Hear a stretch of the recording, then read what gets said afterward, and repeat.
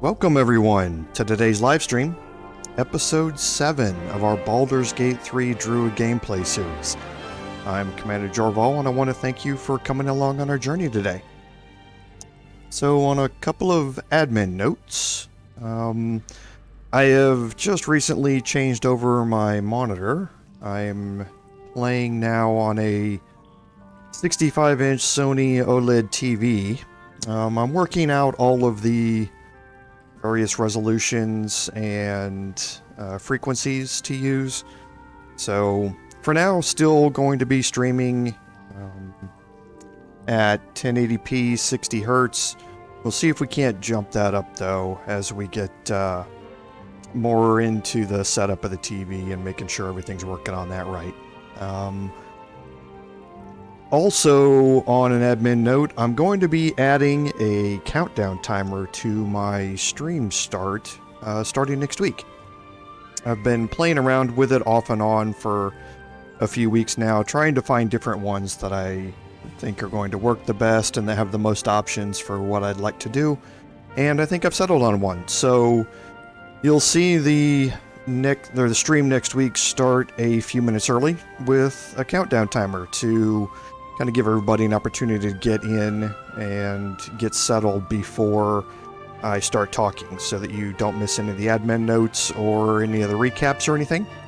So be on the lookout for that next week. Hey, Assassin, nice of you to join. Thanks for coming along today. I appreciate it. So I think that about finishes up the admin notes. Oh, with one other thing, as with a lot of other portions of the United States right now, we're kind of suffering with some storms. So hopefully everything will be okay from a power perspective, but if it's not, got the UPSs running, so hopefully I should be able to stay on for at least a little bit after the power goes, just to orderly shut down the stream if need be. But we'll kind of tackle that as we go and see what happens. So let's keep our fingers crossed that we don't have to deal with it. So for our recap, at the end of last episode, we had finished clearing out the interior of the Shattered Sanctum. We have taken down all of the 3 leaders of the Goblin Camp, and we're now getting ready to venture outside. And where we left it last episode was right at the antechamber, so to speak, between the main outside entrance and the Shattered Sanctum. And that's where we're going to pick up. We are not going to exit the Shattered Sanctum this way, but there is a group of goblins inside of here that we do want to deliver some justice to, just like we have for everybody else in here. So we don't want to forget about them, so we're going to head in here, take care of this fight, and then we're going to head back into the Shattered Sanctum and out through the hole that we opened up before we came into this area. So here you can see what we're dealing with, and we saw them when we came in.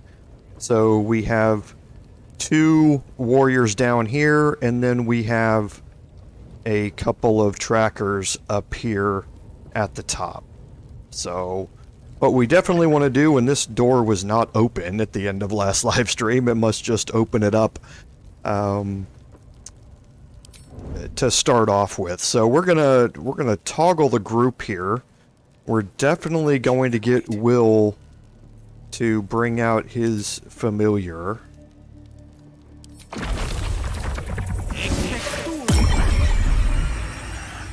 Okay, so we're gonna put where Will's already back in hiding, so we're gonna go ahead and hide the imp as well, and we can go ahead and start getting ourselves in position for this. So again, important to watch the detection cones, but also to realize that the detection cones might not be showing you everything. So according to this, you can see that we kind of have a path up here, at least to this point. I'm not entirely sure that path is actually there, but we will see. So we're gonna try and take Astarion into here. As usual, we're going to start it off with him because of his dexterity bonus and whether or not he can roll high on his initiative in this fight. So let's see if we can get him into here and if there's actually a path here or not. Like I say, I'm not entirely sure there is. Okay, so it does appear that there is one here. So we can get us up to here. Okay, nope, we can't. Okay, so we're okay here. It's not close enough to get in a sneak attack, but I can get in a sneak attack ranged. And that's what we're going to attempt to do here. So yeah, he can get that in without moving. It's an 84% chance to hit because we are on the low ground compared to him. But if it hits, it's a guaranteed kill. If I go for any of these down here, looking at the hit points versus the damage range, it's about a 50-50 shot on whether I'm going to kill it. And I'd prefer to make sure that if I hit, that I get a guaranteed kill out of it. So we're going to go ahead and take care of this tracker up here first and start the combat off. Okay. So they're surprised. So I did forget that we do have 2 more sharp eyes up here on this side. So they're surprised. So what we're going to do is take this opportunity to get Astarion up top here. So we're going to dash. We're going to get him up top here.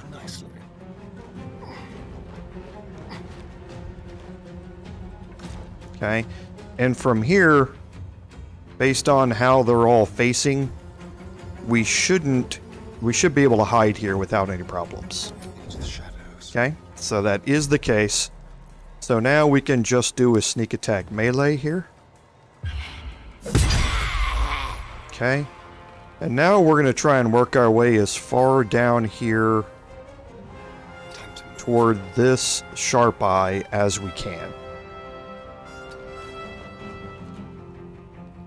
Okay, and now we can look at bringing everybody else into the combat. So now that that detection cone is gone here, now I can move all the way up behind these 2 warriors without being detected.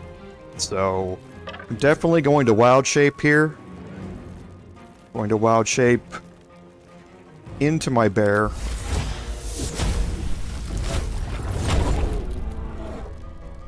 Okay, and now I can move right up behind them. I'll make sure that I'm still hidden. Breathe quiet. Okay. Move with care. And now I can move right up behind them. Watching me.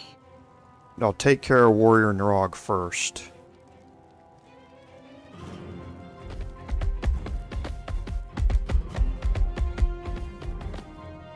Okay.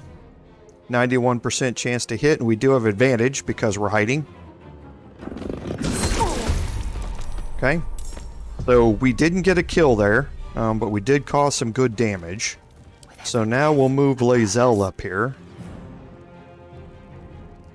And looking at the order here in which they're going to go, Warrior Nrog is going to... We want to make sure that we get rid of the 2 warriors, it looks like, as soon as we can. So let's get Lae'zel moving up here.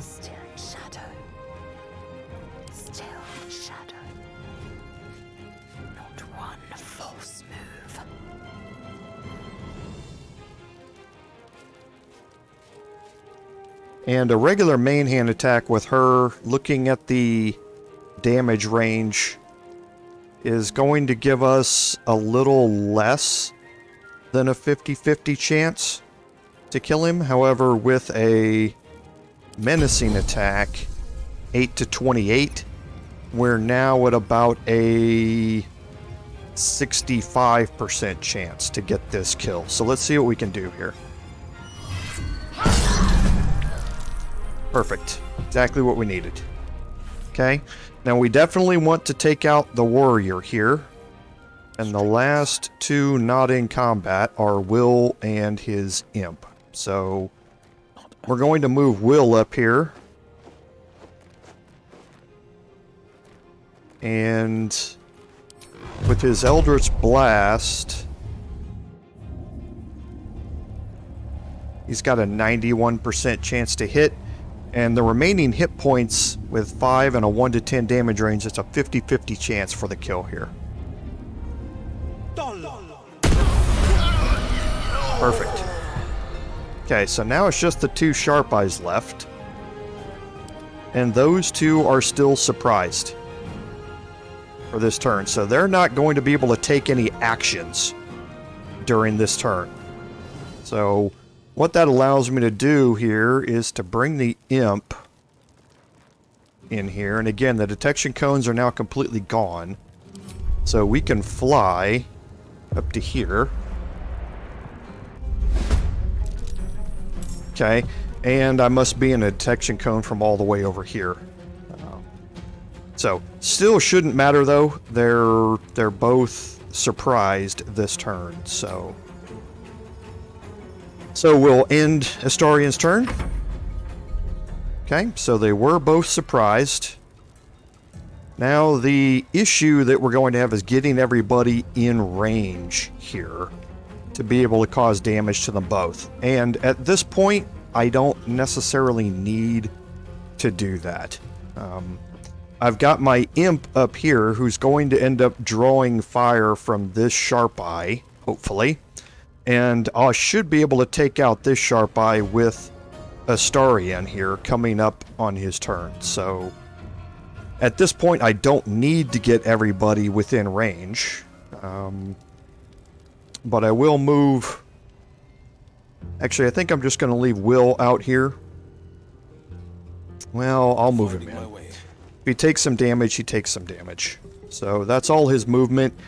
And you can see that he doesn't have... If I hex dexterity...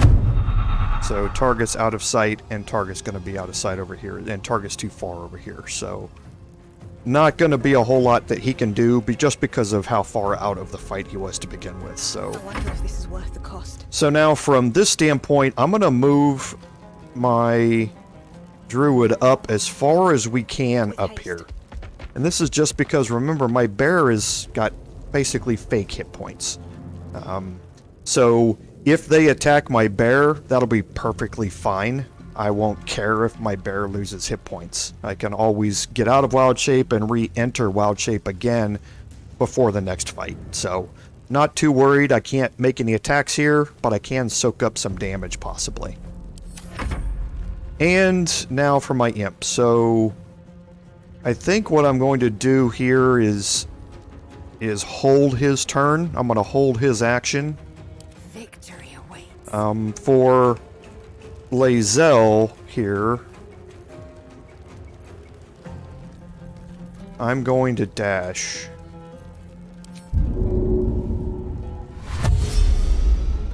Okay. And I should be able to get all the way up next to this Sharp Eye here. Okay. Now at this point, I can pommel strike. Okay. And I can action surge. And now with 9 hit points left, I've got about an 85% chance to kill with a normal attack here, if I hit it. Okay. So that ends that. She still has a little bit of movement left, so I'm going to bring her back here behind this column just to get her out of line of sight here, just in case something goes wrong with Astarian. And now I will move to Astarian. And this allows me, because this detection cone from over here is now gone, it allows me to get behind him, to hide, and to do a sneak attack melee here. Perfect. Okay, now while Astarian's up here, we can move up to this chest. Oh, whoops, Astarian. Move up to the chest, it's not trapped, and we can do a search here, nothing in it. So let's do a quick loop.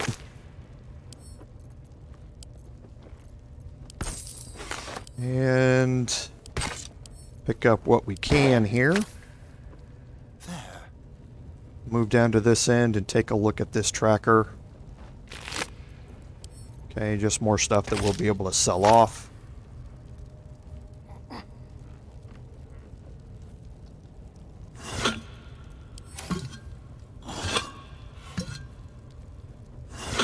Okay, nothing in the vases.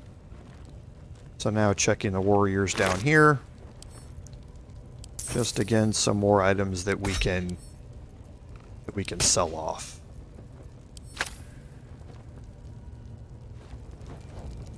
Okay. So we'll check this warrior here. And now let's move up top here. We actually don't have to move up top here, but now that we're up here. Okay, and now we can move Astarian back down, and we'll have Lae'zel do the last search.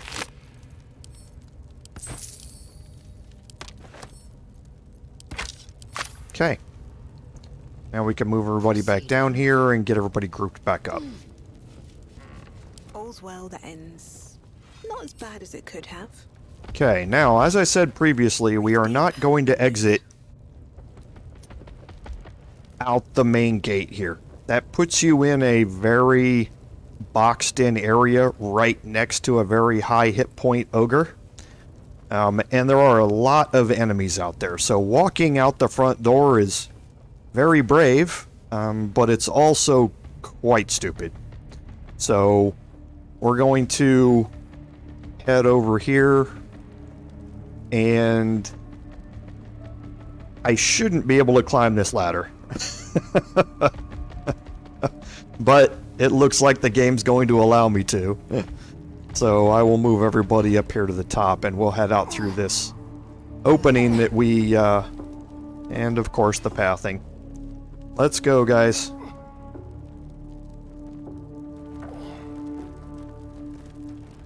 Okay, and before we go out there, we'll do a quick save. And we're going to put everybody in hiding here. And head out.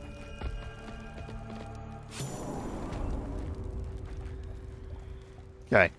Now you do remember that we took out these two here, but we did not take out any of the sleeping bugbears or goblins over here. So let's go ahead and head over kind of that direction, and we will think about how we want to do this.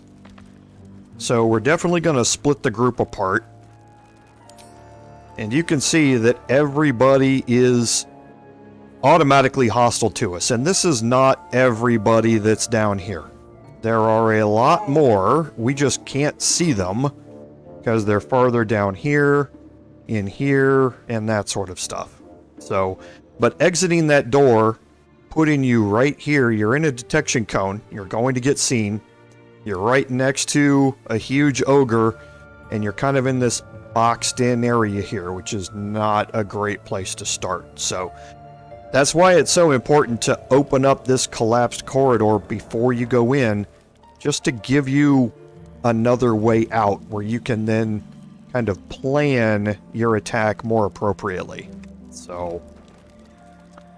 So here, we've got 3 enemies that we need to be able to deal with. They're all sleeping at this point. They're all drunk. So they're all going to have some disadvantages. You can see when you look at here, they have disadvantage on dexterity and charisma checks because they're drunk. They're sleeping, which means right now they're automatically going to fail any strength or dexterity saving throws. Any attack we make against them is going to have advantage, and any attack that hits is automatically a crit if we're within melee range. Okay, so we have a huge advantage against them starting out, and we want to make sure that we take advantage of that, no pun intended, when we start this. We also have to be very careful of what's happening down here, because you can see the detection cones. they start shifting a little bit as people patrol around. And we do have, remember, another goblin over here as well. So we kind of want to make sure we're staying back in this location and focusing on them as we go. So right now, if you look at the attack that I'm going to be able to inflict, it's going to be 6 to 12. Now it's a crit, which means that I'm 12 to 24. So I'm not going to be able to kill either one of the bugbears flat out, even if I rolled maximum on my crit. So I can, however, kill Sharp Eye Rag without any doubt. It's a 100% chance to kill if I hit. So that's what we're going to do. We're going to move up. We're going to start this off with a claw attack. And we're going to make sure that we're kind of positioned like the outline shows us so that we can get other people around them into various locations. So Let's get this over with.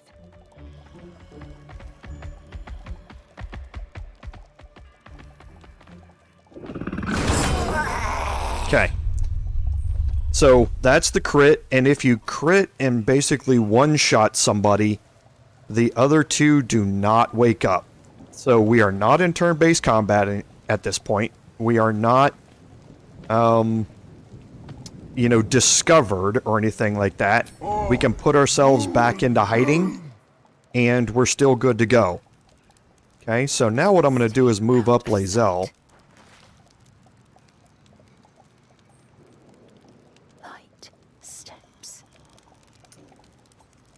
And I'm going to kind of put her in this same location here.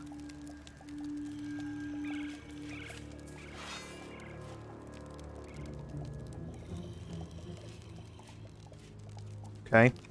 And now I'm going to do a menacing attack here. And you can see from the numbers up at the top, a crit with doubling that damage is now 16 to 56. So I've got about a 65% chance to make a kill here if it hits. Perfect. It was exactly 27.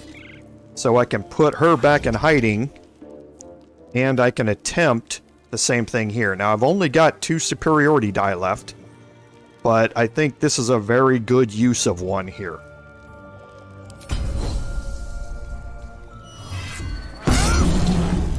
And again, perfect. So we got rid of those 3, including 2 bugbears, which are, powerful enemies here, without triggering general combat with anybody else down here. All right, now we're not going to be so lucky from this point on. From here on, we're going to trigger some combat, and there's not going to be a whole lot that we can do about it at that point. So I think what I'm going to try and do this time is kind of split their forces response here. And what I mean by that is I'm going to move Astarion over to this side over here. So to do that, I'm going to have to jump.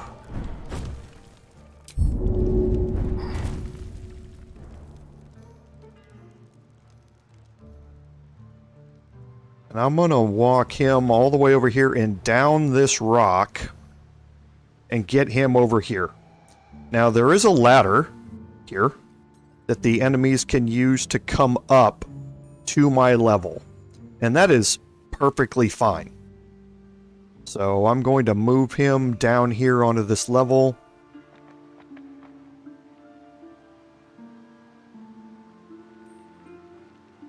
Kind of leave him here. And now what I'm going to do is bring everybody else to initiate this attack. So basically, he's going to, once the attack starts, I'm going to use Astarion to get in basically flanking shots against enemies that are down here and around this area, because you can see from where he's at, okay, he can still attack these enemies even though they're outside of his normal range. He just gets disadvantage on the attack. Okay, but this also allows him the opportunity to move around the battlefield and sneak up behind other enemies from a different direction. So if I don't want to use him to get into combat immediately, once these other enemies move that direction, I can then sneak down behind them on the ground. And again, do my sneak attacks from down there. So we're going to initiate from up here this time.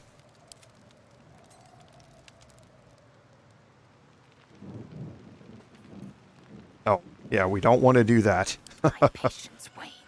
Okay.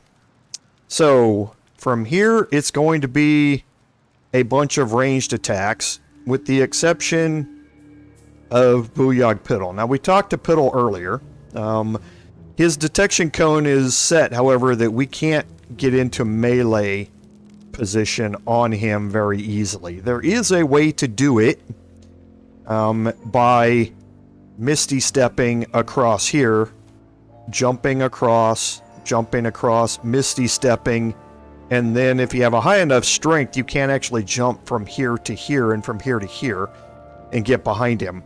But it's a lot of effort for somebody who we're going to end up taking care of fairly quickly during this, I think. He's just probably going to get a spell off during this. But I think what we'll do is kind of start this off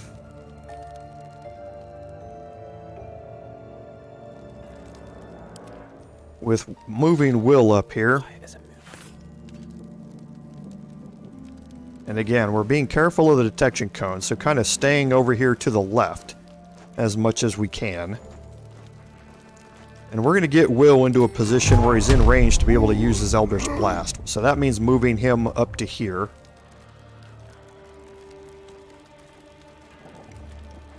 Okay. And we're going to start this off with an Eldritch Blast against Piddle here. You can see he doesn't have to move.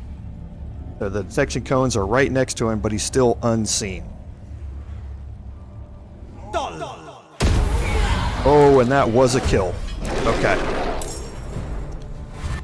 So now you can see that we've moved into combat. You can see how many enemies we have here. So things can get really ugly really fast. This is why you definitely do not want to be down below when you trigger this.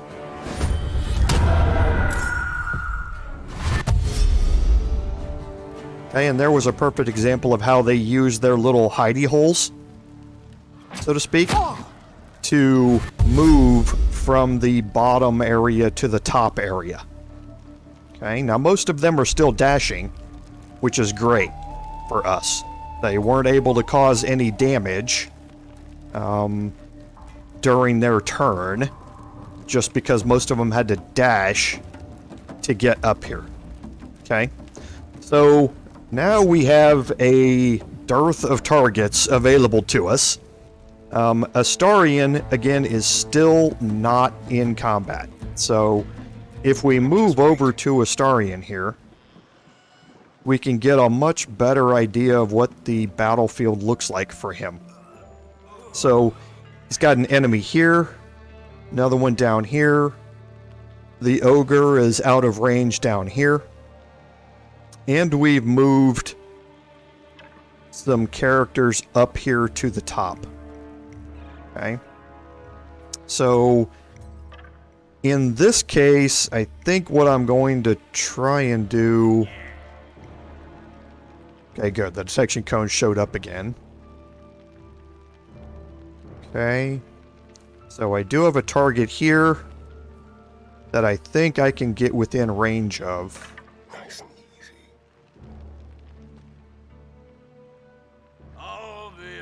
Okay. So it says it's outside of normal range, even though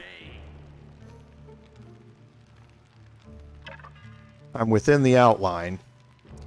So I'm still going to get disadvantage here on this attack. But we'll go ahead and make it. With disadvantage, I can't do... Well, I do have advantage of being hidden, so... This is still going to work. So, this, if it hits, it should be a kill. Okay. Now, here in this location, that took him into combat. He's got the high ground up here, and everybody's way too far away from him to be able to move into range to melee combat him. Now, the sharp eyes are ranged, so they're going to be able to get in position to shoot at him, but that's the only thing that they're going to be able to do. No holding back. Okay, so now with Will. So we have some options here, and I think what we're going to do here is actually try and funnel these enemies a little bit. And what I mean by that is that we have a trapdoor hole here. There's another one right over here that you can see that they've already used. We've got another one over here. I think I would like to eliminate one of these from being able to be used. And I think I'm gonna eliminate this one so that everybody who comes up here is coming at us from these two locations. So, boy, I would really like to be able to just drop a storm of dagger or cloud of daggers on top of this and cause some serious damage and eliminate this one, but then that would give us attacks from two different directions.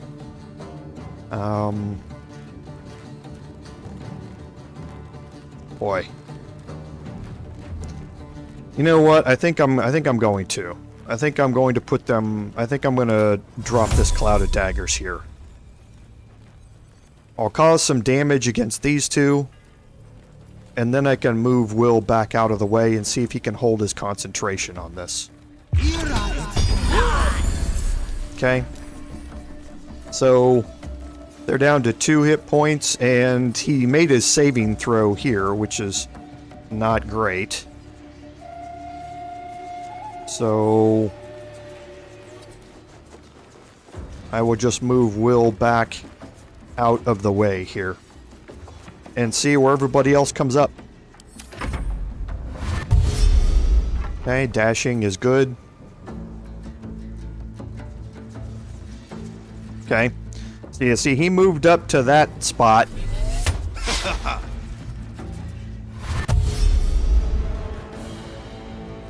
Okay, so they came in way behind us.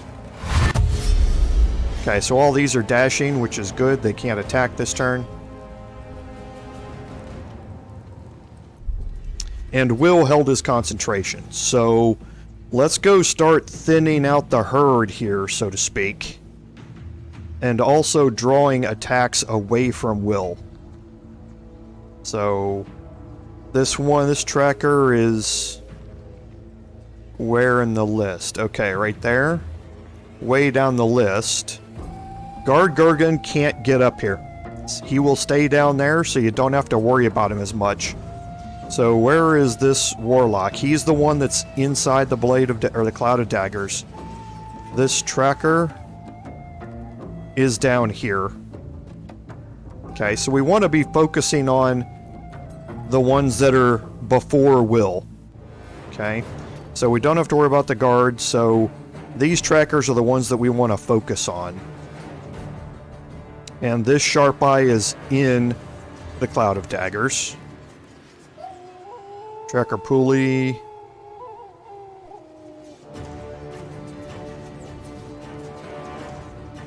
Is still down there. Nothing we can do about that. Sharp Eye Aggie's also still down there.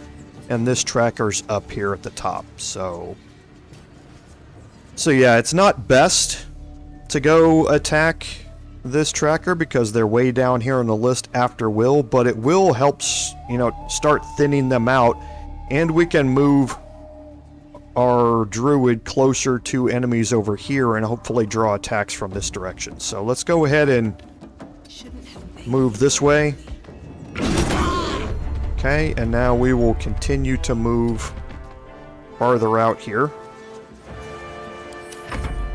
Okay, and now Astarion. So, Astarion from here is going to be out of detection range of anybody, so he should be able to hide here again. I'll do it my way. Okay, and now we have options to look at here because this sharp eye is before Will. So let's see if we can get rid of him here. Perfect. And now we can actually send Astarion back into hiding here. On the hunt. Okay. We'll end his turn. Now Gurgon can throw things. So you don't want to be in line of sight to him. So be interesting.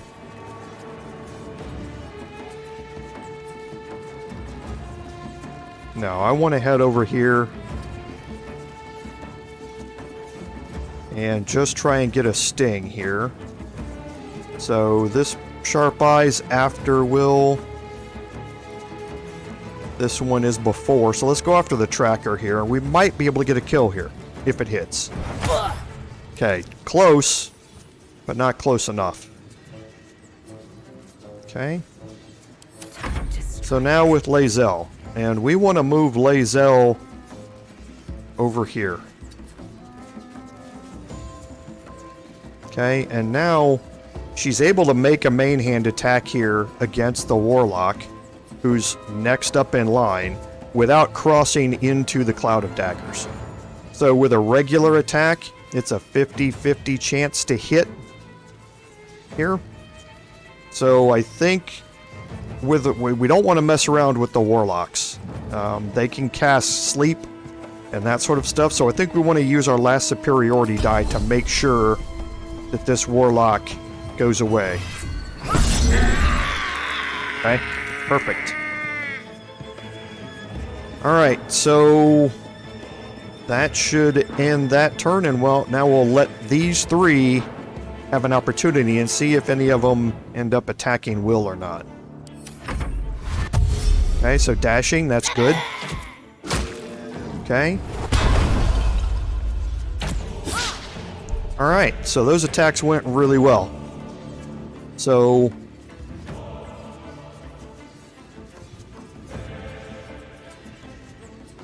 okay, so Tracker Kerr's moved up here. Okay.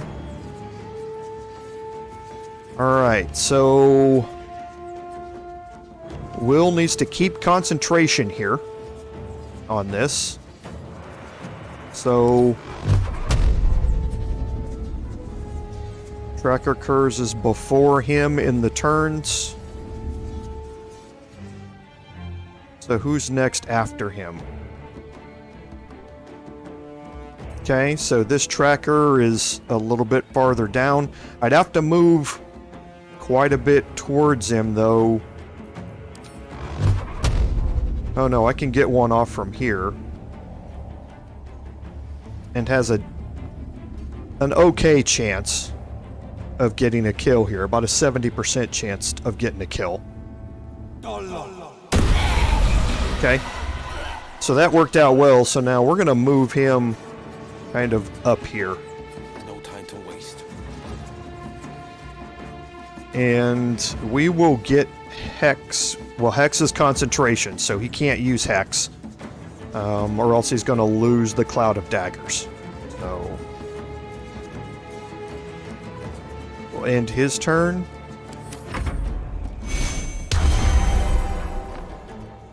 Okay, so he's going to be able to get a ranged attack from there.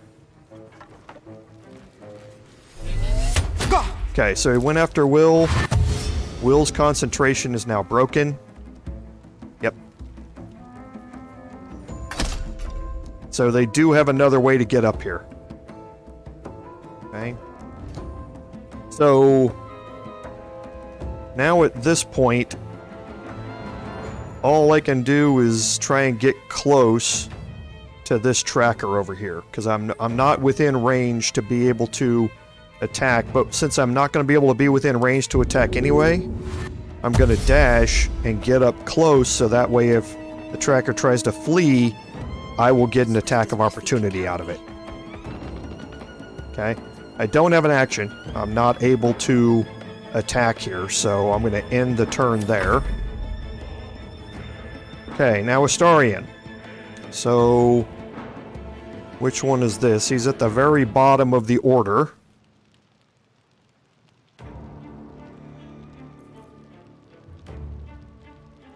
Okay, so I'm just looking around at the other enemies here. So that's Tack way over there. Okay, so here I don't think he's within range here. He's not. Let's go ahead and dash with him. And see if moving him over here gets him within line of sight or not. It's going to. So...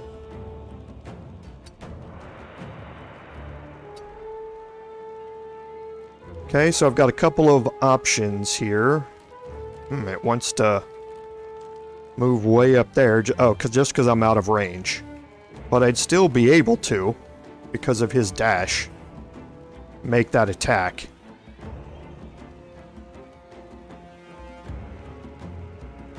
And where's he at? He's coming up after Will. This tracker is before. So even though it's not a high damaging attack, I think what I'm going to do is I'm going to make this attack here. Okay, and then I'm going to move myself up top here.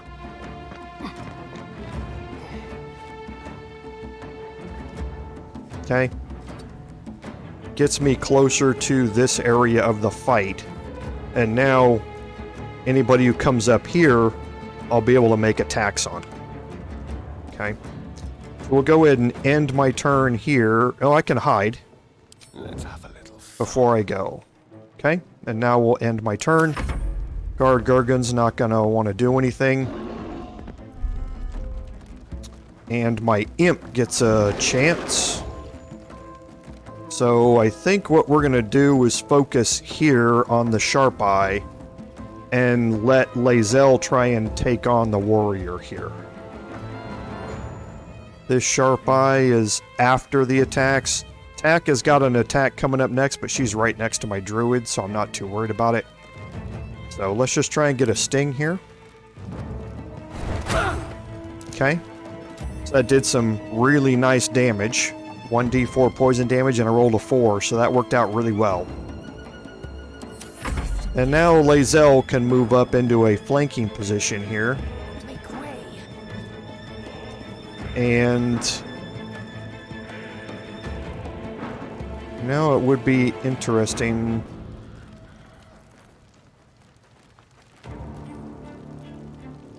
Let's go ahead and lacerate here, so if I don't get the kill, hopefully he's bleeding afterwards.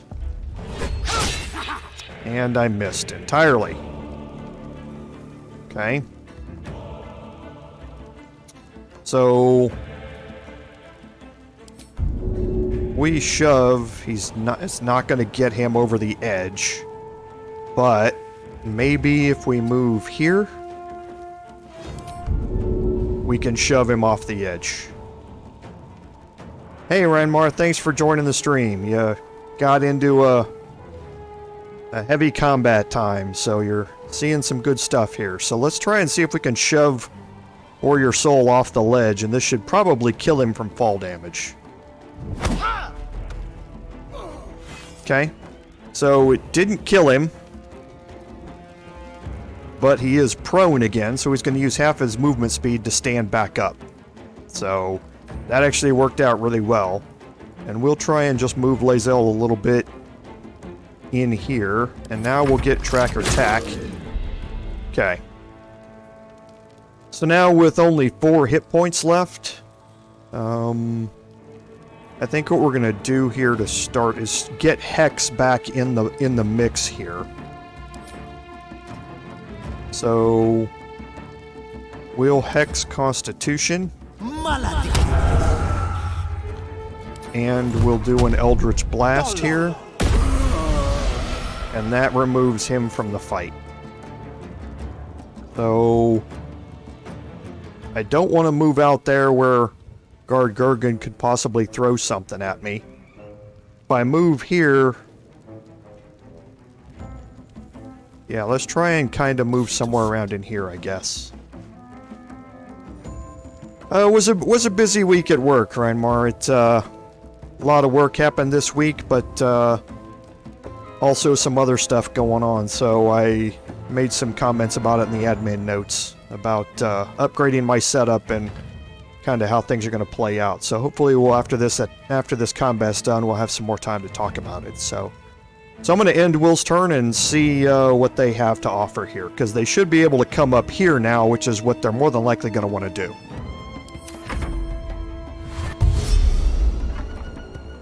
Okay, dash is good.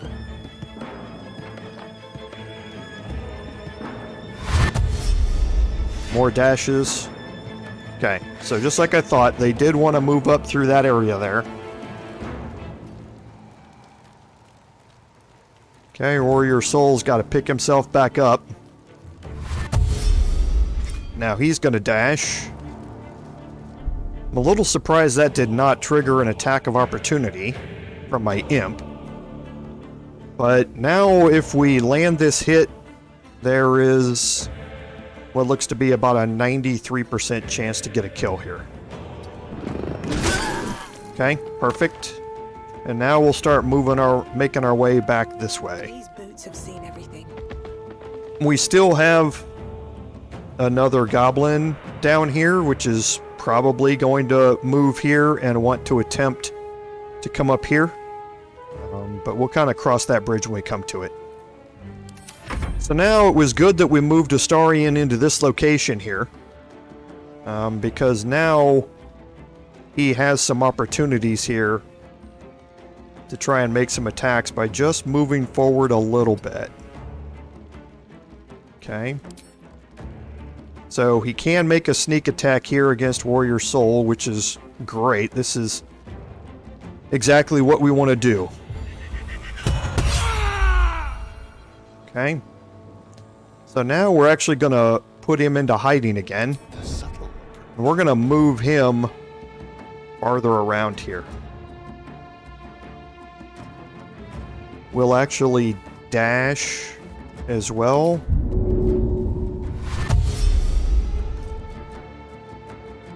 Okay, and we'll try and move him kind of up here behind these rocks.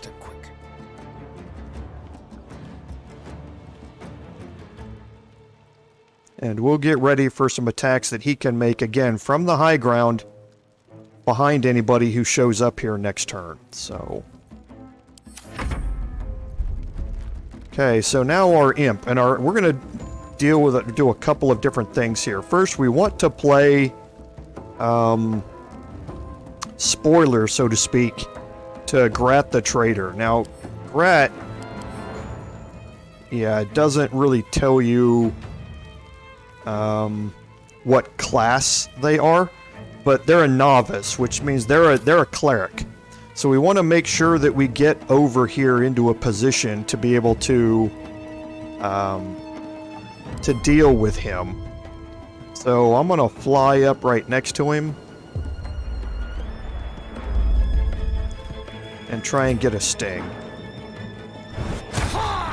Okay, good deal. And now Lae'zel has a target right in front of her. So we're just going to go ahead and make this attack here. Outstanding. So I think we're now going to move her up here. But not within melee range of the novice. But we're going to get within range here, well, No. I think we're going to stay back a little bit. This is going to give her options as to being able to head toward either one of these, depending upon what happens next turn. This is my time. Okay, so Will should be able to take out the novice here. And that's going to leave this devout, who's also a cleric, and Krola, who's way over there. So we're going to reapply Hex. We're going to Hex Dexterity. And we're going to use Eldritch Blast. Oh, great. Love those 85% chance to miss. Love those. Alright, so no choice but to end it here. Good, so the cleric's not going to be able to attack. And neither is this one. And he's going to take the long way around. Okay, so it made an attack against my imp. So exactly what we wanted to have happen. But now we also have the cleric up here within range. So we know that this one's going to come from this direction. So right here, so that's 30 meters of movement between us.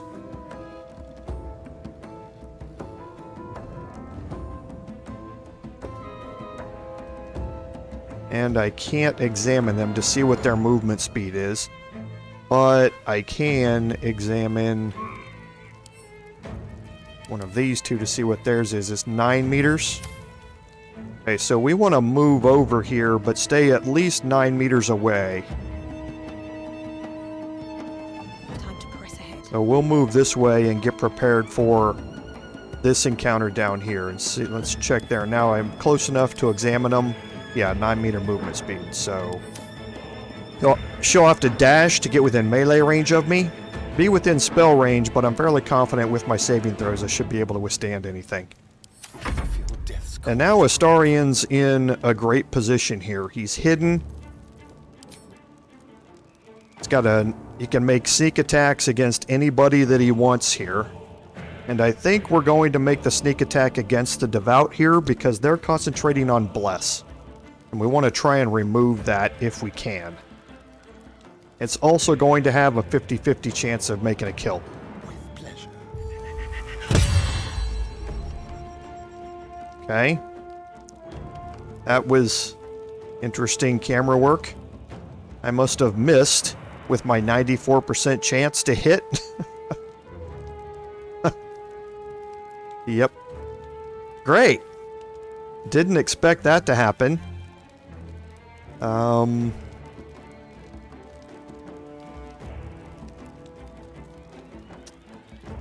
So let's see how we want to go about this.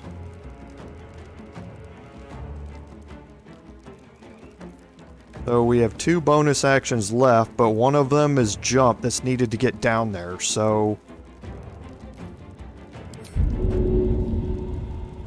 And again, his crappy strength. So... Let's go. Moving 5 meters here.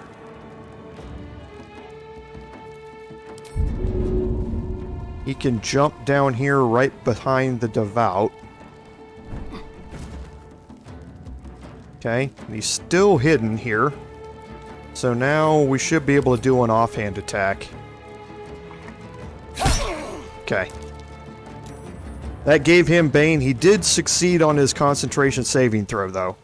So he still got Bless going, but is what it is. That's the best we can do from there. Okay, so my imp now at this point, 4 to 7. This is a 75% chance to get a kill if it hits. Okay, good deal. And now we'll move him down here as well, so if the devout tries to move, it's going to get an attack of opportunity, but it's going to take a lot for him to be able to move, because I have a bunch of attacks left here. So Lae'zel's just going to go in, and if it hits, it's going to be a 90% chance to kill. Okay, perfect. Alright, now we will start moving her this direction. We will take Will and dash.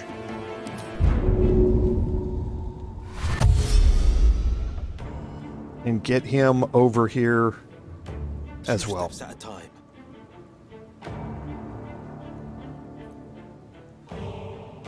And Krolla's still out of range from where he is.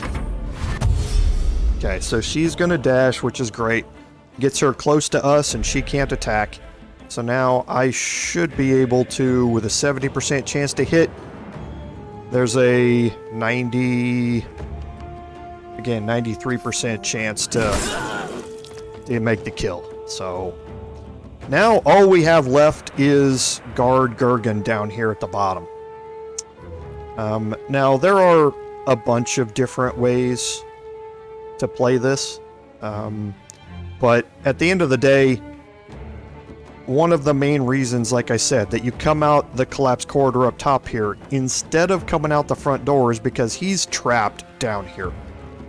He cannot climb any of the ladders, and he's simply too big to use any of those transport poles that are in the ground. So at this point, I'm going to dismiss my wild shape because I'm not going to be going down there to get into melee range again. Have to keep going. And we will start moving everybody back this direction. Okay. Astarion can be kind of the first one to make an attempt here. So let's see where he's going to move. So he can move up to there and make an attack. So let's go and put him into hiding. He's got momentum. So we'll use a bonus action to put him into hiding. This way. We'll move him up here to the edge.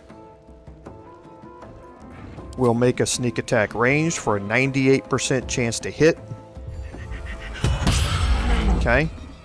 And that did apply Bane to him for 2 turns. Now we're going to move Astarion back away from the wall so he's not in line of sight and put him into hiding again. Ready or no? And now guard Gurgon just sits there. He knows he can't get up here. There's nothing that he can do. We will move our imp down here. We should be able to fly down here.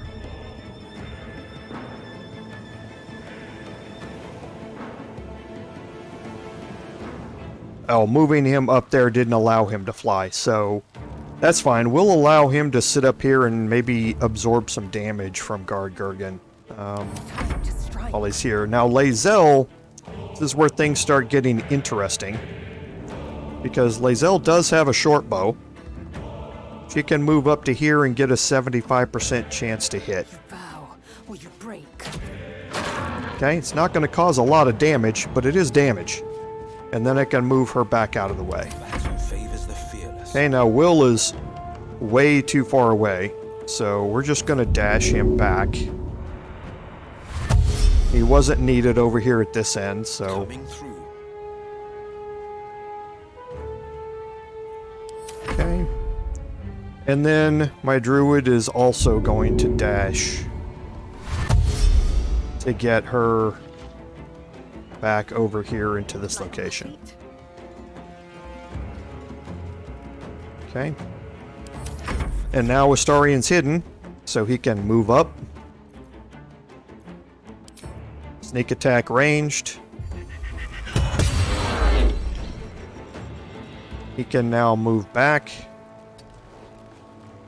and go into hiding again. And it's as simple as that. Okay, now my imp should be able to fly down here. Now the imp's obviously dead. But he gets some damage in the meantime. And then Lae'zel can again... And you want to watch your movement down here.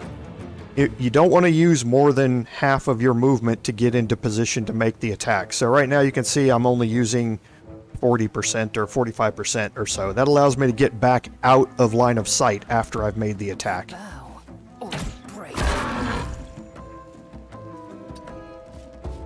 Okay. And here's where that becomes important, because you see, for Will to get up here, he's going to use all of his movement to get up next to the edge here. And that means he's going to be in line of sight at the end of the turn. Now, we can hope that Gurgon attacks my imp and not Will. So, if we move up and hex his dexterity... Idea. Okay, so he is hexed, and now an Elder's Blast. He can't make it from that exact location. Can he make it from there? Nope, he can't. He's got to be over here where there's a break in the wall, so... He might be out of line of sight at that location. We'll see. Okay, so now here, I'd be using more than 50% of my movement to get down there, and I can cast Fairy Fire on him to give everybody advantage against him. First step is the hardest. Okay, and he saved against it, of course. So now I'll move her back.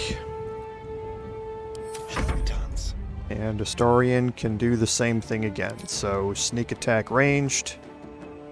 Feel their anguish. Wow. Must have been a crit. Definitely was, because he is dead as a doornail. So... Now my imp is the only one who's not with us, so we'll fly back up here. And now we can group everybody back up. Okay. Now we're going to send everybody back into hiding. And we are going to take our last short rest. Because that is not all that is up here. That's just all that entered into combat with us. So, as we move around here, you can see more detection cones popping up. And you can see that we have another Bugbear down here.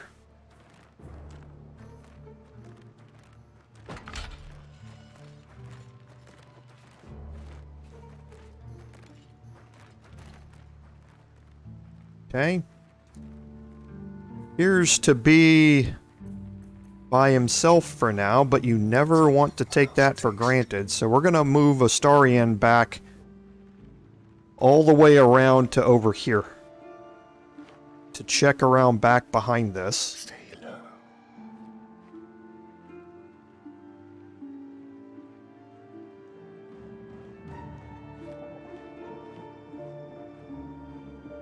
And see if we see any more detection cones over here or not. Okay, so it doesn't appear that we do.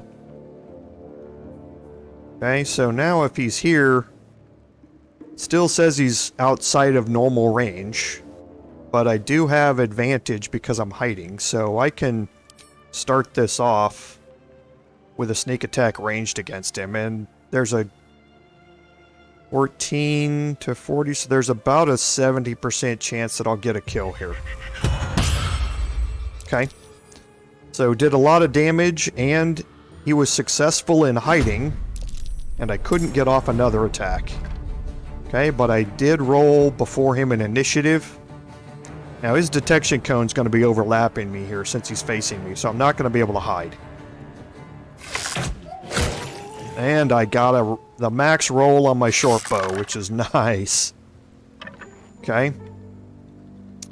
So now, while we're up here, let's I wonder. let's do some looting here. A lot of gold.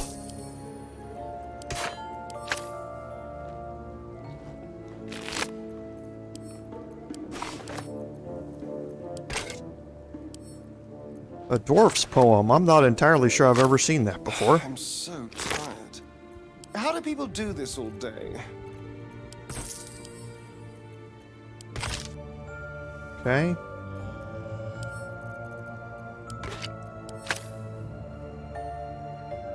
And we'll just keep on moving along here and just looting what we can. We're going to have the opportunity to sell all of this when we head back to the Grove here in just a little bit. So holding Alt, we do have some What's this? camp supplies here on the ground. Go. And we'll head over here and loot this side.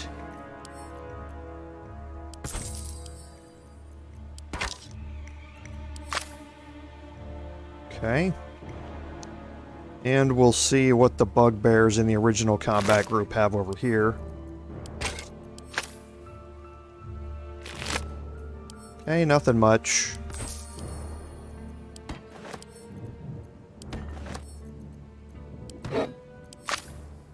But still everything that we can sell here, so. And Lae'zel's probably going to be running out of carry weight here fairly quick, I think. But we'll go as far as we can.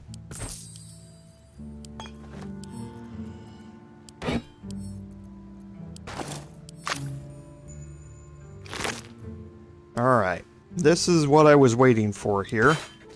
So, a greatsword +1, a longbow +1, and a war pick +1. So, excellent rolls on the weapons there.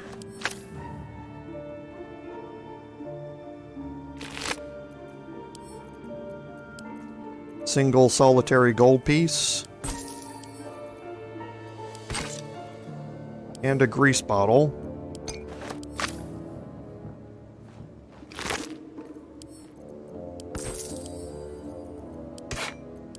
And we are certainly not done with the combat yet.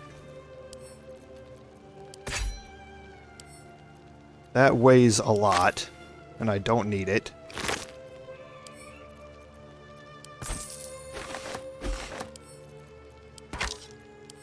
Okay. So that's going to finish everything here. I don't know as if there's much in the barrels. I guess there are some camp supplies, which we're going to use because we're going to take a long rest here coming up pretty quick. And now up here, Out of sight. Out of remember we have Booyag Piddle, who actually I think we knocked off. We did. If you hold Alt, we do have a book here that we can pick up. That looks like it. We can search the basket, but nothing in it. Okay, so we'll group everybody up, and we don't have to hide anybody anymore. That's a friendly looking shadow. Okay, Best be on my way. so now we can move back around this way, and we can head back down over here. The original way that we came up when we first came up here to clear out this top. So I believe we've already looked at most of these. And we're going to kind of take our time just to make sure that there's nobody else lurking around out here.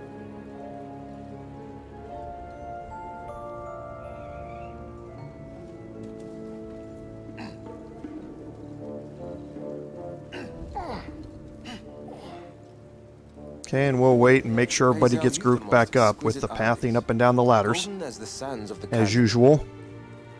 Okay, and now we have a bunch of Skull. A gate camp tentacle supplies will here. have We're no going to issues breaking split the through it. group real quick and just search Is that- this bugbear. Compliment? No, it is a fact. Life in this Faerun is laughably weak. Okay. Search the Bugbear, please. Thank you.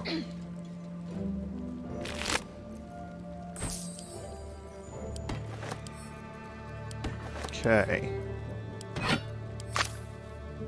Come down and pick up these camp supplies here. Okay, and now we do have some camp supplies here around the fire.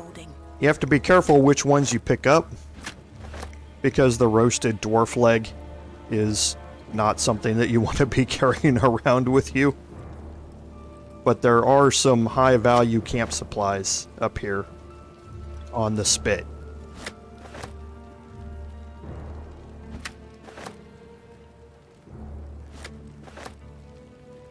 Okay, so another camp supply here.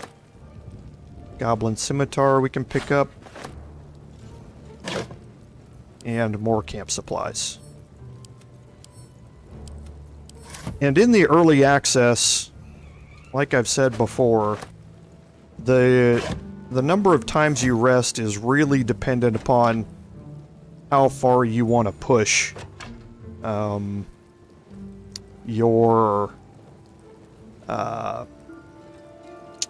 your use of the tadpoles. Every time you rest after you've used the tadpole, you're going to get an encounter of some sort with the person in your dreams. Okay, so, and looks like we've just got some goblin poetry here. Not a whole lot to it. So the more you rest, the more of those encounters you're going to have. In the early access, that doesn't mean a whole lot yet. There's nothing about it that has any detrimental effects. However, in the full version of the game, there might be. So I'm going to long rest quite a bit during, this playthrough, just because I want to use the tadpole a lot. In the full version, there might be more detrimental effects to that, and you might not want to rest as much. So camp supplies might not be as important in that situation, so to speak. But for me, I'm going to rest a lot, so the camp supplies are great. So here's Volo's book, My Life Among the Conquering Host. Now, in the early access, this doesn't do anything. You can pick it up, but you can't, there's no way to give it to him. So it doesn't really do anything in the early access, but that might change in the full version. So don't skip searching him. You definitely want to take the opportunity to pick up that book just in case something happens with it. Now over here, there's a bunch of stuff to pick up in this area when you hold Alt. So a bunch of books, some thieves' tools, some other stuff like that, some daggers, and there is a chest here.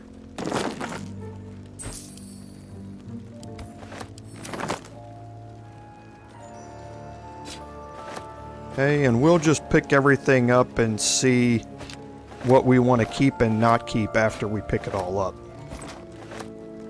Because definitely going to be encumbered here.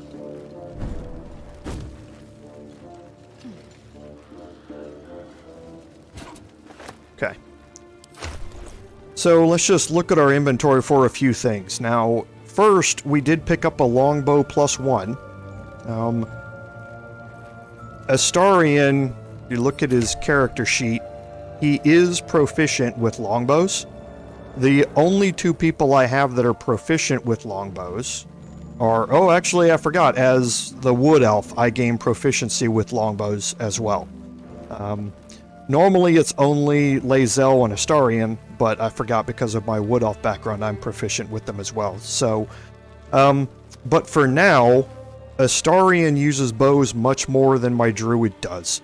And Lae'zel's melee-based, so having a powerful backup weapon is great, but not at the expense of other people. So I'm going to allow Astarion to use that longbow for now. We may change things up a little bit as we go, but we'll kind of see how that's going to work. So let's see if we can move some of these other things around. Oh, Lae'zel still has a lot of carry weight left. So, okay, so that should be fine there. Let's go ahead and send off all of these camp supplies, because they're really heavy.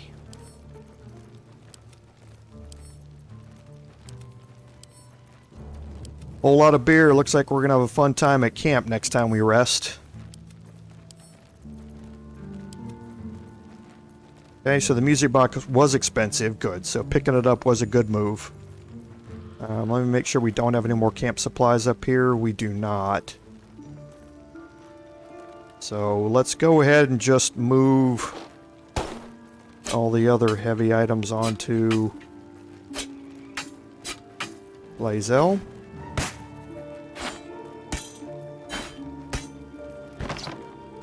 And we'll take care of these books and that sort of stuff here.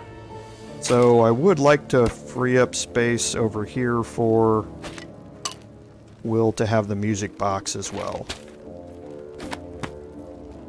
Okay. And we did also pick up a Greatsword +1. Again, for Lae'zel, nothing's going to compare to the Everburn Blade. The Great Axe +1 is 1d12 +1. The Greatsword is 2d6 +1, so it's 3 to 13 for the Greatsword +1, and 2 to 13 for the Great Axe +1. So with this being her backup weapon previously, now she has a better backup weapon in the Greatsword +1. And the War Pick +1 we're just going to sell.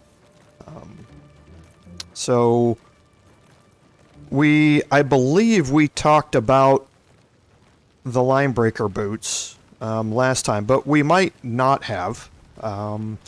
So this is the effect here is called Adrenaline Rush, and whenever you dash, you gain Wrath for 3 turns. Now, Wrath gives you a +1 bonus to your melee damage. So you saw this in the last playthrough as well when I used it for a little bit with my Dwarven Barbarian, who could dash to get into combat, and then that gave them for 3 turns a +1 to their melee damage. Here we don't have the person who dashes the most, actually, is Astarion. But they don't really... Astarion's mostly at range. He does do sneak attack melees when he can get into range, and that +1 bonus would be helpful. But he's also wearing the Spring Step boots, which give him momentum, which is more movement when he dashes. So having those on him is definitely the way to go. I'm wearing the boots of striding, which gives me momentum whenever I cast a spell that I'm going to concentrate on. Now these are just boots, so Will could wear them. They're not armor. But again, they don't really make a whole lot of sense. So the only person that they really make sense for is Lae'zel right now. She doesn't dash all that often, but if she does, she's going to gain Wrath for 3 turns, which is going to give her a +1 to her melee damage during that time. So, alright, so we're now down here, and the Goblin Camp quest and the Spike quest markers are still active, and that's just because we haven't finished the Defeat the Goblins quest until we go back and talk to the Tieflings. Once that's done, that will complete that quest. As far as Spike is now dead.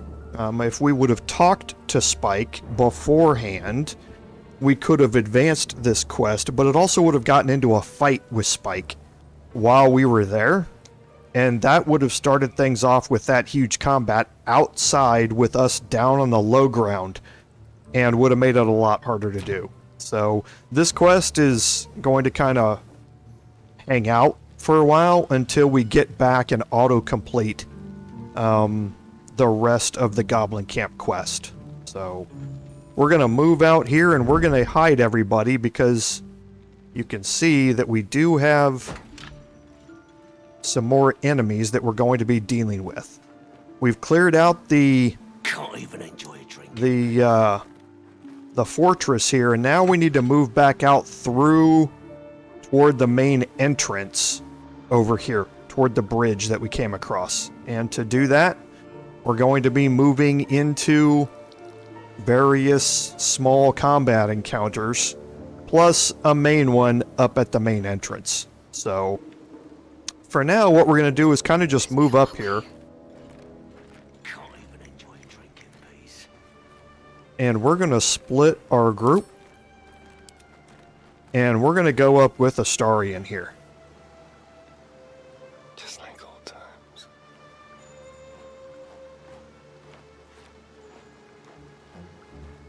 Now, Astarion can get right behind him. He's got 21 hit points. We do a sneak attack melee here.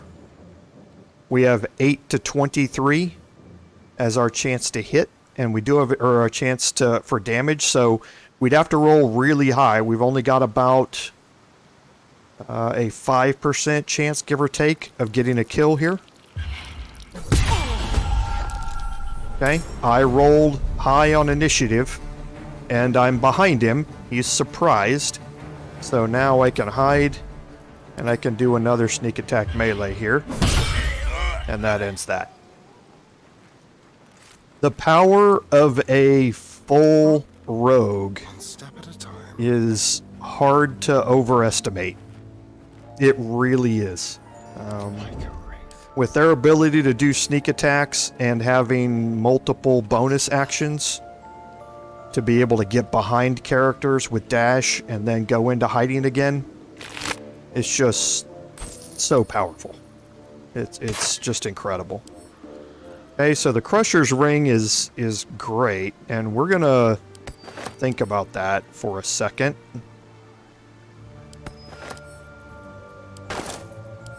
Okay. So we just picked up the Crusher's Ring. The Crusher's Ring is a straight 3-meter boost to movement speed. Anybody can use it. The only thing is with the Druid, if I use it, it does not translate to my animal form. My movement speed is all based upon my animal form's movement speed. So its armor class, its damage, everything like that's based upon it, not upon the gear that I'm wearing. So I wouldn't be able to use it much here on her. So because of that, I have an opportunity to increase Astarion's movement even more, but he dashes all the time. So he's going to be gaining momentum, which gives him 3 meters of movement speed. He's going to be gaining that all the time because of his boots. So I think a better use of it is to put it on Lae'zel for now to increase her ability to move around the battlefield from target to target. So we're going to keep moving up here slowly, checking for detection cones as we go, and holding Alt periodically. Okay, now we know kind of what we're going to run into Front lines is up here. boring. We've got some wargs. We've got some goblins up top that are on patrol. We have the main gate guards down here with another warg and another goblin. We also know that we have this group of goblins that was sitting here around this table getting drunk. So what we're going to try and do is make our way that direction. So we want to avoid their patrol while we do this. Okay? And as part of that, I think what we're going to do is split this group, and we're going to go in with Astarion again. We can see where the movement cone here is, and we see where that one is. So we can kind of play with those a little bit. Now you see if I get myself all the way over here, there's a lot of red to traverse to get there. So I think what we're going to do is see if anybody moves. Okay, so as this patrol up here moves, that's what is triggering that detection cone.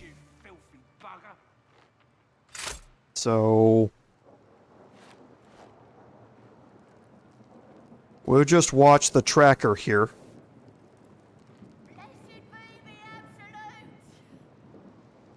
And see where it moves. Okay. So now I think we kind of know what his pattern is. He's going to move back over here, look down my way, and then he's going to move here, and then back up to here, and during all that time, his detection cone's not facing us. So there's the big detection cone he's putting out down here. So once he moves over here, we should be clear to move all the way around here.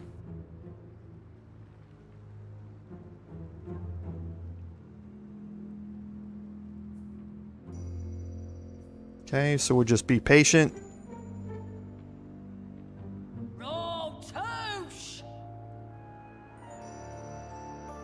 And he should move off any second now. Can't caught fleas from the bloody walls. Let's go. Is boring. More likely you gave them fleas. Come you on. Filthy bugger. I know you want to. There you go. And now we can make our way over to the far side. And we're going to come all the way around here. And now we're going to focus on this guy here. We want that detection cone to disappear. Okay, now we're going to move back a little bit just so we can get away from that one and make sure that we're not in range of it.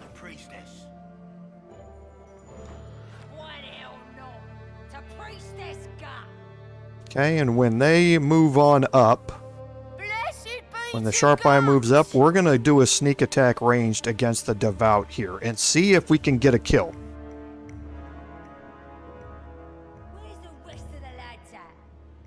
If not, they're going to be surprised. So we're going to get another attack off. Okay. But we want his detection cone to disappear. So that's why we're moving up to get us a sneak attack ranged here. Okay, perfect. Okay, so they were both surprised. So I get another attack here. So with their detection cones being what they are, let's just dash. Just to get us the movement speed. We're not going to be able to get in range to make an attack on the sharp eye, I don't. Well, we can, but we're not going to be able to kill the sharp eye. Because we can't get all the way up there to get behind him. They're facing this way. This guy's facing this way. So the detection cones are going to overlap anywhere we are in the middle here. So we can cause some damage.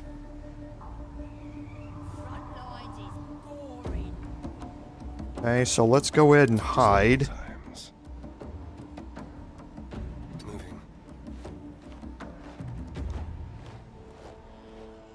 Okay, oh no, his detection cone is facing the other way. That's perfect. Because now that we're here, we can try and get a sneak attack melee here. Perfect. Okay, and now none of my other characters are in combat. Okay, and the detection cones can't reach over here now. So now we can move Lazelle up and move her all the way up behind the sharp eye and hopefully get the kill. I didn't notice that the sharp eye was still facing away, but it makes sense since they were walking this way and they're still surprised. So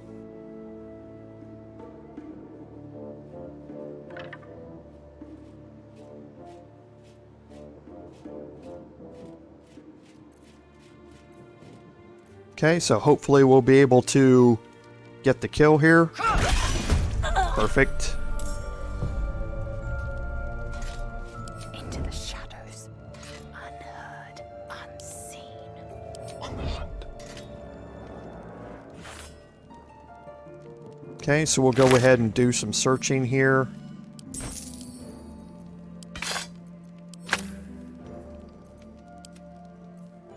And Lae'zel doesn't need to hide way up here. We'll just do another quick search. Arrows of fire are very useful for Astarion.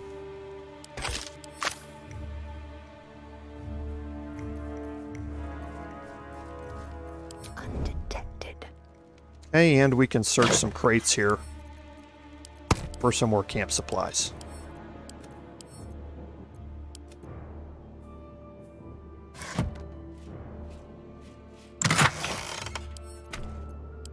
Again, always quite useful for how I do my playthroughs.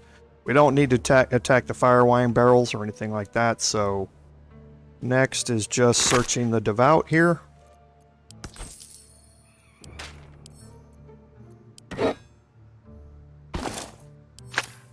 Okay. And now we can think about how we want to deal with this. Now, a few ways to deal with this. First, this tracker is kind of moving around up here. We kind of know how their movement works.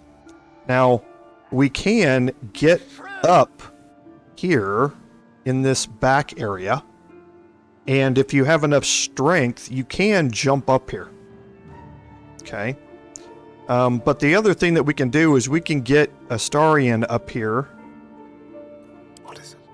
And he's in a flanking position here, so to speak. Need to be careful again of the blast mines that are down here. And you want to watch the detection cones here, because this tracker does turn around periodically. So you can see that if you move up here, the detection cone's probably going to hit him. Yeah, see, if you move him up there, he's probably going to get seen. But we can possibly initiate. Yeah, see, if you move up there, you can attack from here. So we can possibly initiate an attack with Astarion from this location. So now, what do we want to do with everybody else? Well, Lae'zel obviously is going to be front and center in the combat. So we just want to make sure that she's able to get into that combat. So we're going to kind of move her over here. And now for my Druid, I'm going to also bring her into combat in her wild shape. So that leaves Will left, and I'm going to try something with Will here.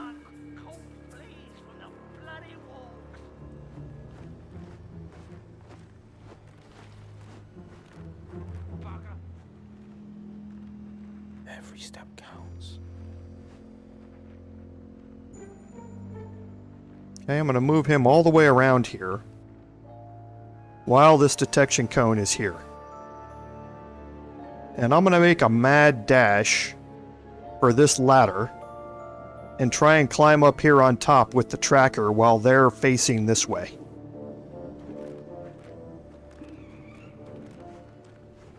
Okay, so I'm going to have to watch what the warg is doing, because when it turns around, its detection cone faces this way for a little bit.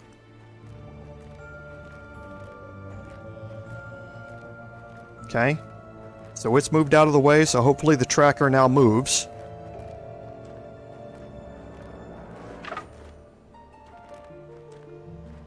And I don't want my imp to trigger this.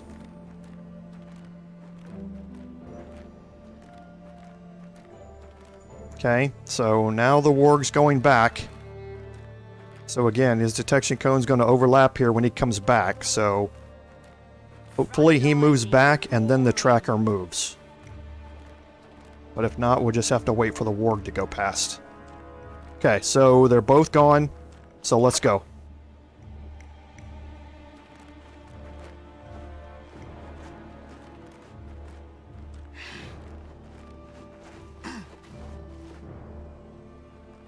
No! Pathing! Pathing! More likely you gave Okay, and I'm going to use my Eldritch Blast to knock him off the top and down. Okay. Now, luckily my imp rolled really, really well, but the enemy should be surprised. They are, so I have a full turn all to myself, and that fall damage killed the tracker. So that worked out really well for us. So my imp being in combat down here again is part distraction, part not. But we have a sharp eye somewhere way up there, and he's over here by... No, he's not. Let me find out where it is. That's the chest.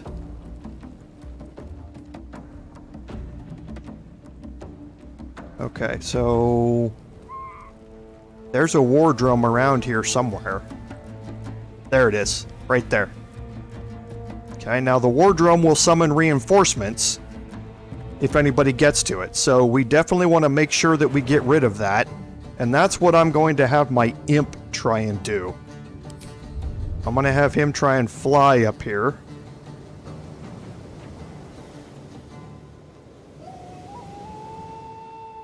Okay, so let's just move out a little bit first. And now try and fly up here. Oh, come on.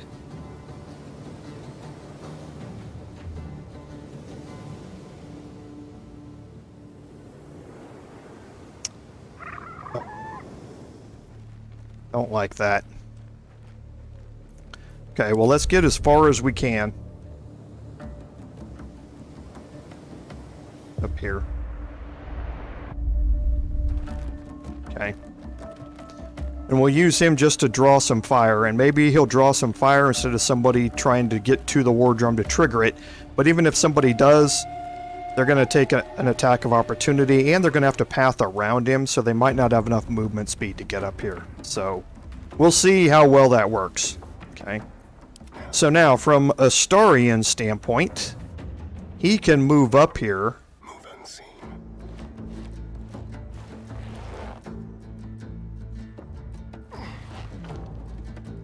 Okay, and from here, he has options for sneak attack ranged. So, again, you want to make sure that you're kind of watching him so that as you're targeting characters, you know where he's going to move to. So, he's got some options here. So I think we're just going to go ahead and take out the tracker here to start with.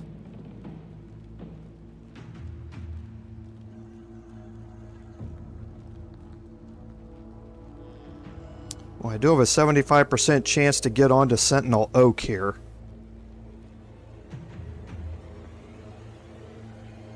And that's a little bit better than 50%. That's about a 60% chance to kill if it hits.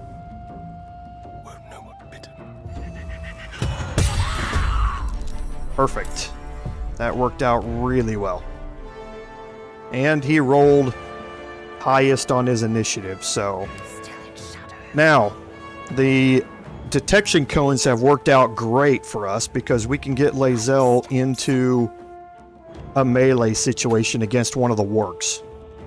She's got all of her superiority die back because we took a short rest. So now she's just going to move in here and try and do a menacing attack. Okay, good deal. Okay, so that puts her in combat, and last is my Druid, and she can take the long way around here.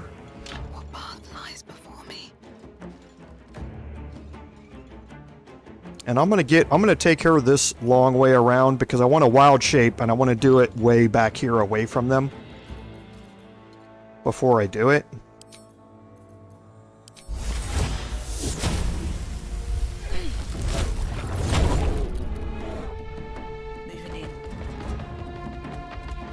Okay, we're going to go back into hiding. Their business. I'll be fine. And hopefully we can kill Claw. That's the goal here, is to get rid of one of the wargs. while they're surprised. Cutting to the chase.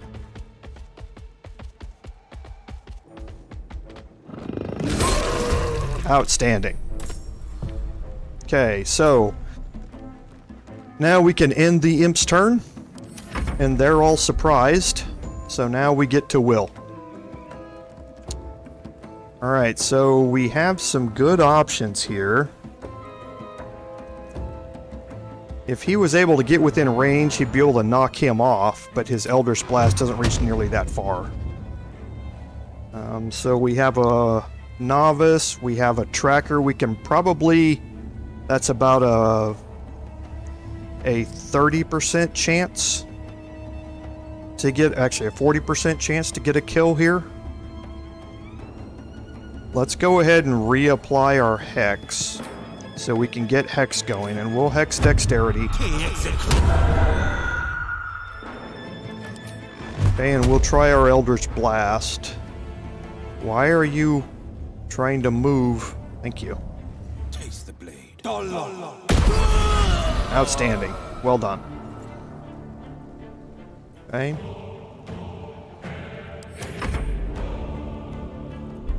Okay. So now we're back to our beginning again, so let's see if we can get him hidden and get another sneak attack ranged on the novice down here. Outstanding. And now we will put him back into hiding again. The imp, let's try and get a sting on the war drum. That gets rid of it so they can't call for reinforcements. And now we will move up here toward this sharp eye.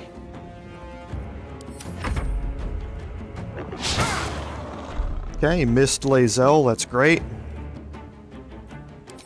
So we will Hex Dexterity. I can't see him from there. See if we can do it from here. Okay, good. And we'll throw an Eldritch Blast. Wow. Huge damage. And we should be able to end this right here. Okay. So now we've got one left. He's a ways away, but again, remember with Lae'zel, if we dash, because of the boots that she's now wearing, she gets another bonus to her movement speed. So moving up to here is only going to cost us half our movement points.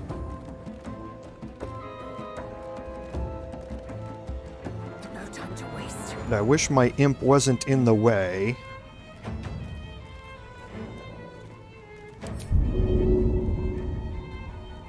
Yeah, because I can't... Oh, I can jump up there. Okay, that might have been a... That might be a glitch or something. Because I'm not able to get past my imp to get up there. So if I jump... I'd have to jump from down there. It's showing that I can get past my imp, but I can't. My imp is cluttering up the way here, which is a shame. Trying to think if with Action Surge I have another way to go here.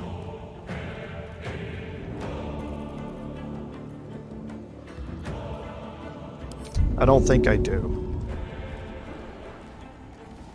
So I can get here.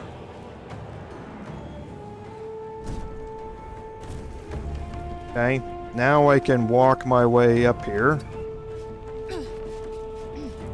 Alright, so that works too. And then with the novice here, I don't have a bonus action left, but I do have my action surge, so I can make an attack here. If it doesn't kill with... Oh. Yeah, I can't. I need my action surge now. Sorry. Oh, special camera view. for her action surge. Interesting. And now I can use a superiority die here. Outstanding. And she killed him with the salami. Look at that. How horrible do you have to be as an enemy to get killed by a salami? That's outstanding. I was wondering why her attack numbers looked so low, but I didn't even think that somehow she equipped that salami. But hey, salamis do 5 to 8 damage. It's not just for heartburn anymore, folks. Salamis are deadly weapons. Look at that. Amazing. I love this game. Okay, so while we're here, I take that back.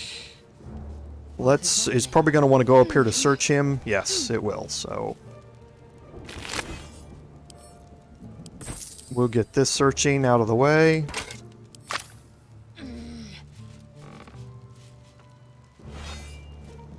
And now we'll meet everybody up back down here. Okay, and let's do some looting.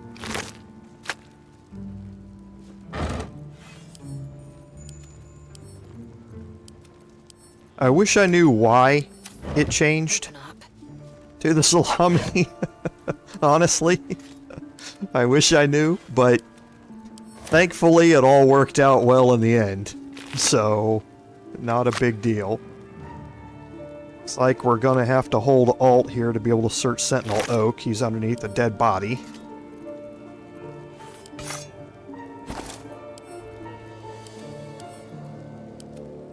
Okay, so Lae'zel's encumbered. Not by much, though. So that should be good.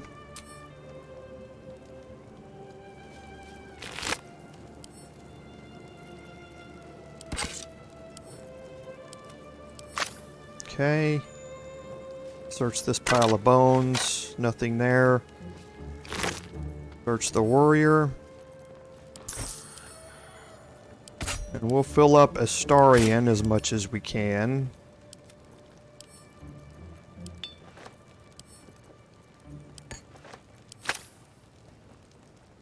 And continue on our searching. So we do have a chest up here as well. So we'll move up to it. It's not trapped. So we'll just take a look in it. We'll actually leave that with Lae'zel. And we will take Astarion out of hiding and we'll bring him down here. We'll also bring Will Heading out. down here. Assume nothing. Okay, and that will complete everything I've got a long road ahead. down here. Light on my feet. Alright, so now we can just open up a little bit more of the map by kind of moving slowly around this way. We're not going to go too far into here because, again, these light spots here are blast mines and there's nothing else in here to grab. There's nothing, there's no way to get up here. There's nothing up here anyway. So no need to go in here to look at it or anything like that. So we'll just head back across the main bridge. And we should be finished. Okay, so before we get too far up here, where again we have goblin guards out in front of this, we're just going to fast travel back to the Druid's Grove. So for that I can end my wild shape.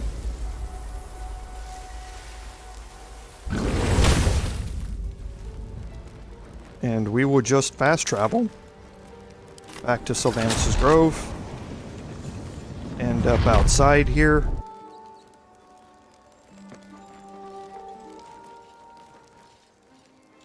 And we can go complete a bunch of our quests in here and sell off all these items. Anyone like you, Lisa? Yes, I've been told I'm quite scintillating. Have you really? No.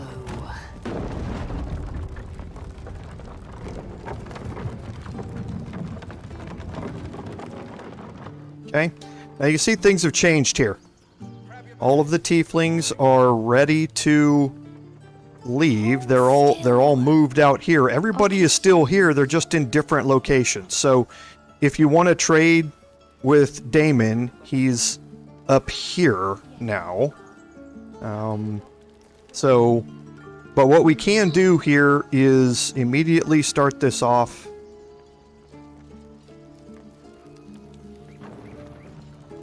A scout just reported.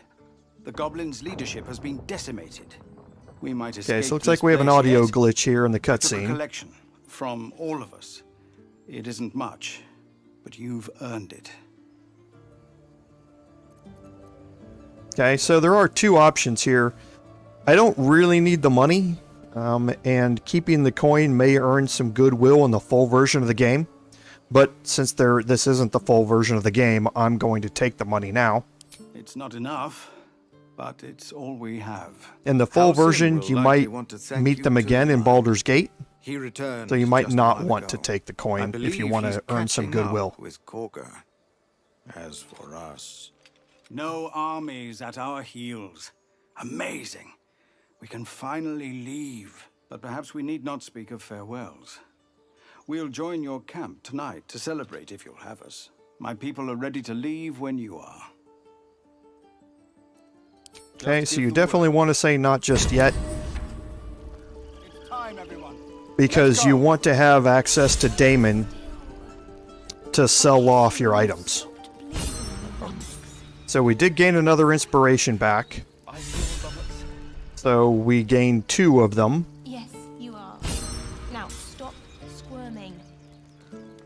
Yes, it is. It's August for the release of the full game. Yes. So, but again, like I mean, it's not that long, not that far away. So we completed the Save the Refugees. Well, we haven't completed it. It will complete after we meet them at our camp. We did complete the Defeat the Goblins quest. If there's fighting, So that you finished run, up. and you do not stop. The Blade of Frontiers, again, that quest with Spike is just going to hang out for a little bit. Nothing we can do about it since we didn't want to get into a fight with him. Rescue Volo we did. He's going to meet us back at camp. So something else that we can't complete yet. And Rescue the Druid Halsin. We're going to meet up with them here in a second. But first, we want to go up and here's Maul's group. I'm glad you killed all the goblins. Okay, so it looks like I hope you make the them audio for all the scared. cutscenes is kind of glitched out a little bit. But there's Donnie, Umi, Zaki. If we get separated, Rika's we'll over need to here break talking camp with him. fast, Let's be remember? sure. Find the river. And That's cold. here, Down the I street. believe Maul is up here. Yep. You do good work. If you can handle more than goblins, might be I'll have use of you in Baldur's Gate.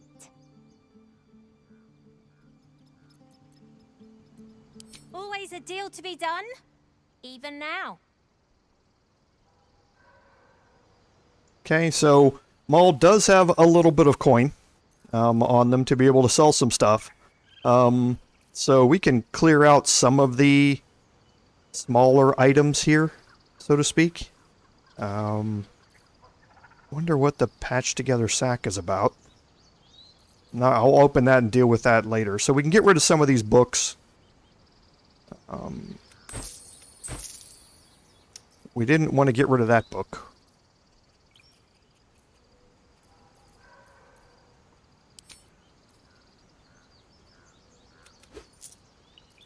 Okay. That's Volo's book. We want to keep it. Again, in the early access, there's no use for it, but at some point in the full game, there might be. I don't know why we're carrying a bone. Okay, and that's it. So looking at Lae'zel can just start selling off some of these weapons until she has nothing left to sell. And she should be able to sell off most of them. They're not worth a whole lot. But he doesn't have a whole lot of gold either, so... And we are going to have some magic items, and then when we start getting into the bigger weapons, they obviously sell for more, so... Okay. So, oh, the Morning Star we can't sell. Can sell the War Pick. Or Deadly Salami we'll get rid of. We can sell 2 more of those, and now Mole's out of money. Try not to die up there. Break camp Mantis, fast, this remember. is junk. Okay, so now we'll move around and we'll go talk to No, there's collectors in the Damon over here.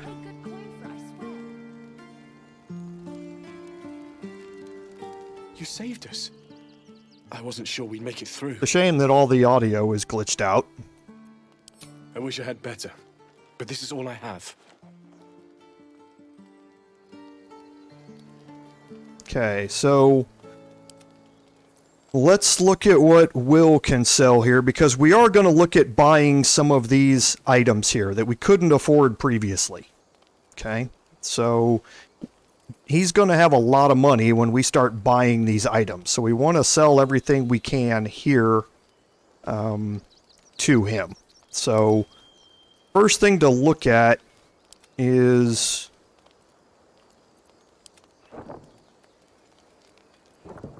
Sorry, I'm looking through everybody's items right now. So we have a dagger +1 already with his short sword +1. So he doesn't need any more weapons. Lae'zel doesn't either. We could use, you know, backup weapons, which is why I'm definitely going to buy the light crossbow +1. Well, Will's going to buy it for me.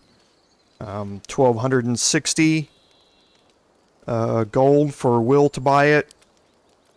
For other people, it's 1,500, 1,380, 1,560. So you definitely want Will to buy it. And now he can start selling off other things as well.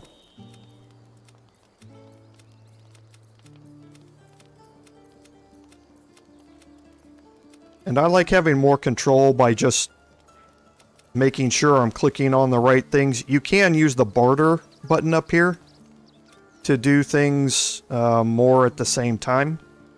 But I choose to have a little bit more control over it this way.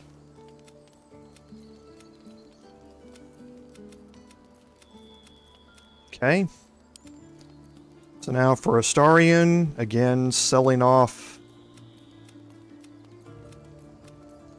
everything that we don't need here. And I definitely don't need all those grease bottles, so we will split those up and sell those as well. And to be honest, I'm probably not going to use the spider egg sack, but we'll keep it hanging around for now. Now, some of these items, the more expensive ones, we can send to Will. We're definitely going to send the Great Axe +1 to Will and the War Pick +1 for him to sell. Then all these... The shields is not such a big deal, but the armor... Definitely send to Will. Not those. Not those. So the rest of this he can just sell. We'll send him the Morning Star to send. Or to sell as well. Don't need the grease scroll. The rest of this we can just start selling.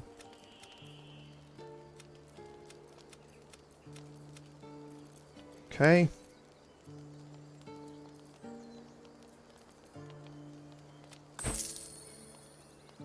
Alright, just taking one last quick check here before we get to him. These can go to the camp. I'm going to split those up and sell off some of those.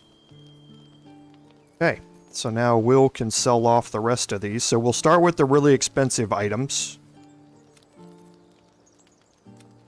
Okay, and then we'll sell off the remainder of whatever we can.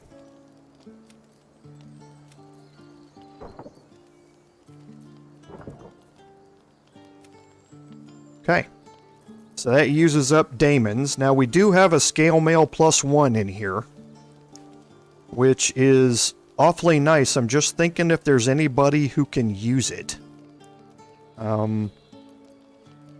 Astarion. I can't remember if he has proficiency with medium armors or not. So let's look at him real quick. His character sheet. Only light armor. So I have proficiency with medium armor, and so does Lae'zel. Lae'zel's already tied for the best armor class in the game with her Githyanki half plate, and I'm already wearing the scale mail +1. So I think that other one we can leave there for now. And I'm going to look inside of this patched together sack and take out some items here.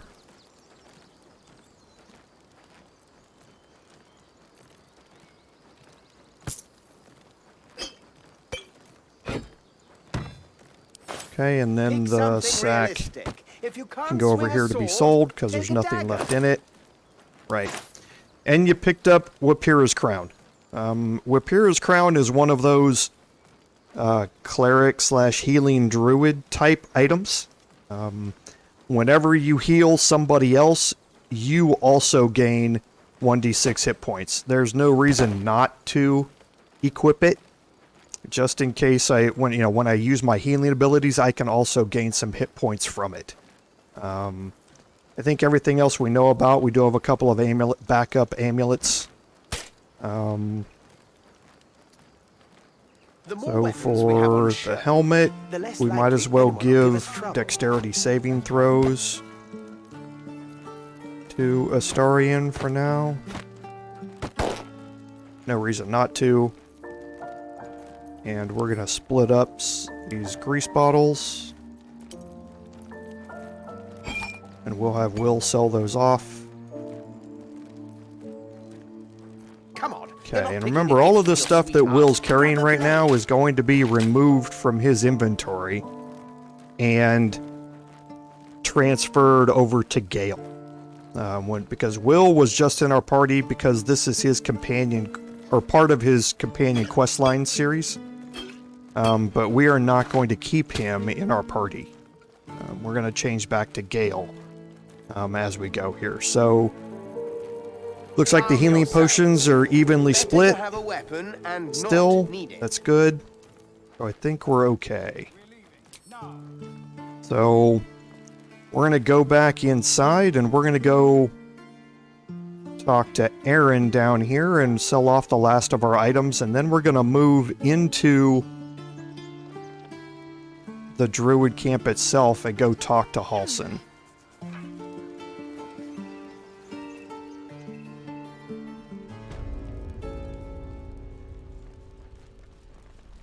So it's true. You scattered the goblins. Peace can finally return to this corner of the Sword Coast. Thank you. As am I. And I'm sure those poor refugees would quite agree. Of course. Okay, so we'll have Will sell off the remainder of this stuff. And again, now we can sell off the sack. Okay. So, again, nothing in here that we don't already... We already have Rain Dancer. He's selling it again. We don't need it. We don't need Nature Snare. So there's nothing else in here that we really want to get from him. So, may you keep think we're fine. Okay, and just taking one last look Make sure all the gold is carried. We're gonna remove some of this for carry weight purposes here in a little bit. But for now, I think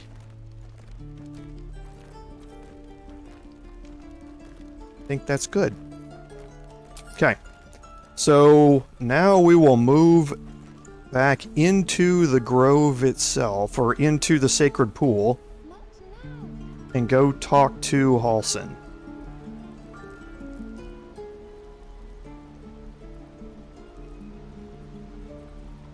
And complete another little encounter down here.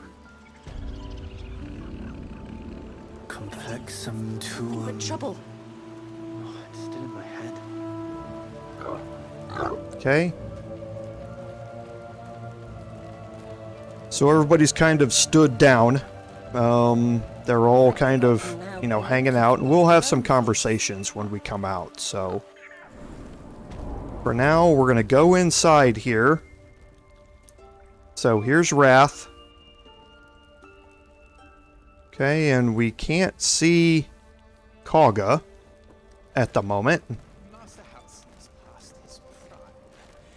It might be time for another. I'm no fan of those devils either, but they're leaving. You've done it. You brought Halsin back. Thank you. No, thanks is not enough. May Sylvanas bless you for all your days. Okay, so we get some thanks here. Obviously, it wasn't a simple task to take care of all those goblins, but we did prevail. As am I. The grove will be whole again. And I promised you a reward, didn't I? Let me show you on your map where you can find the cache. Okay, now he's going to give us a rune You'll need it. that's going to get us into an area with a vault in it. When the So, wolf glows brightest, everything in the vault below will be yours. and we've actually already seen that. To make sure those strays could. Okay. Now inside here, we can see that the blue jay's up and talking again. So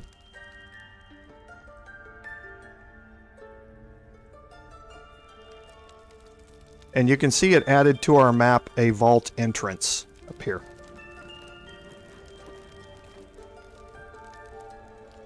Master Halsin's past his prime. It might be time for another. I'm no fan of those devils either, but they're leaving. And the door's glitched. So we can talk to Nettie. Blessed day. I was worried. You kept your word. Thank you. I don't know if I can ever restore Sylvanas' peace, but I'll have the chance. Okay, she's thankful. And she gives us a pouch. We go to look at it, has a scroll of prayer of healing in it. And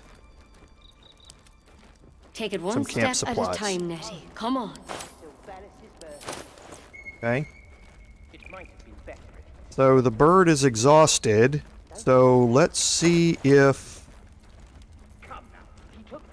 our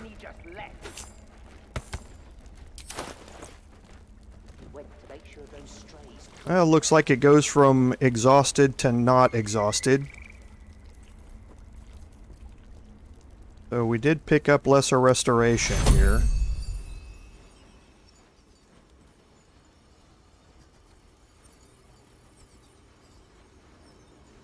So we'll see if it gets exhausted again, if we can cast lesser restoration on it. Master Halsin's past his prime.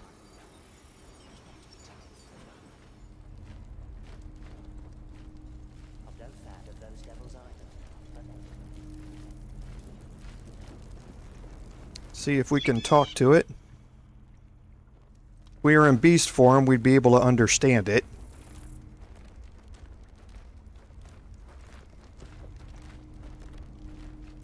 So why don't we just... Just want my bed. Well, I want to see if it gets exhausted again first. because if it does, and we can use lesser restoration, then maybe that will heal it back up completely. If it doesn't get exhausted again here, okay, so there it did. Let's get that patched up.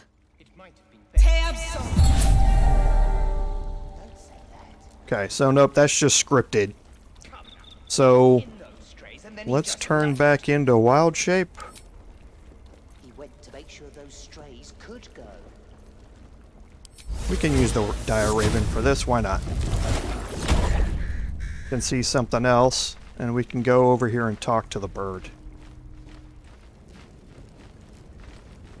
There was so much noise out there. I'm glad you're okay. Okay, so nothing much. So you can see that our cache is through here. What if Halsin is... No. Okay, and it looks like the door is bugged. But it is open, and you can see this is where we were earlier. So there's an empty socket here. Okay, and we can put in the rune of the wolf. Combine that.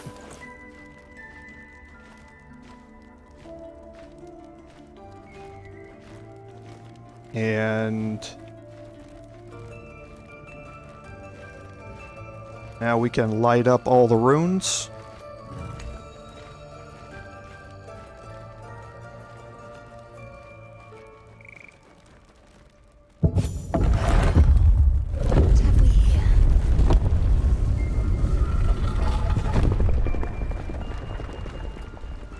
And we can head down in the staircase.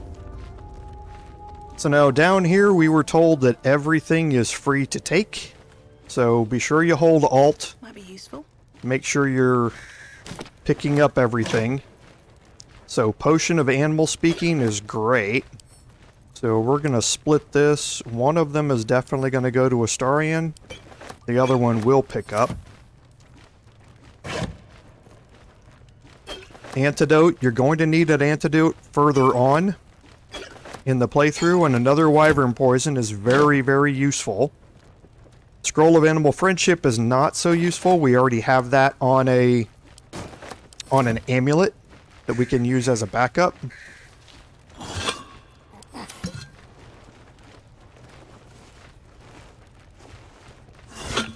Okay, and then getting in positions to be able to search these vases can sometimes be a little difficult with them overlapping. And then you have Sorrow. And a Druid note here. I can feel the darkness living within it. So the Emerald Enclave won't send help. The land is wounded.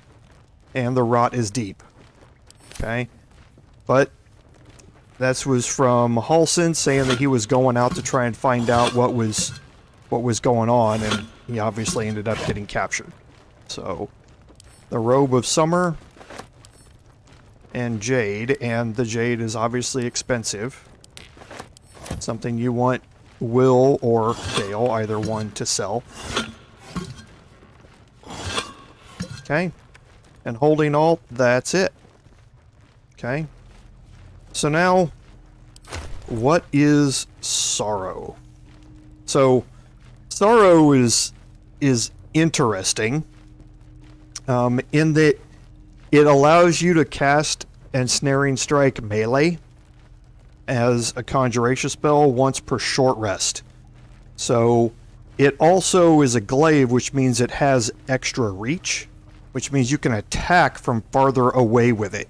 What makes that interesting is that you can attack from a distance where you can then ensnare a target. And once they're ensnared, you've attacked from so far away that you can move back away from that target without triggering an attack of opportunity. Okay?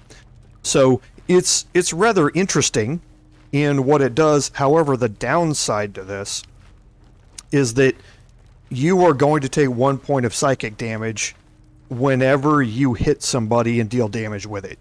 So it's an interesting weapon, and that's why I say interesting, but it's not something that I'm going to use in the playthrough. We'll pick it up, but I'm not going to keep it.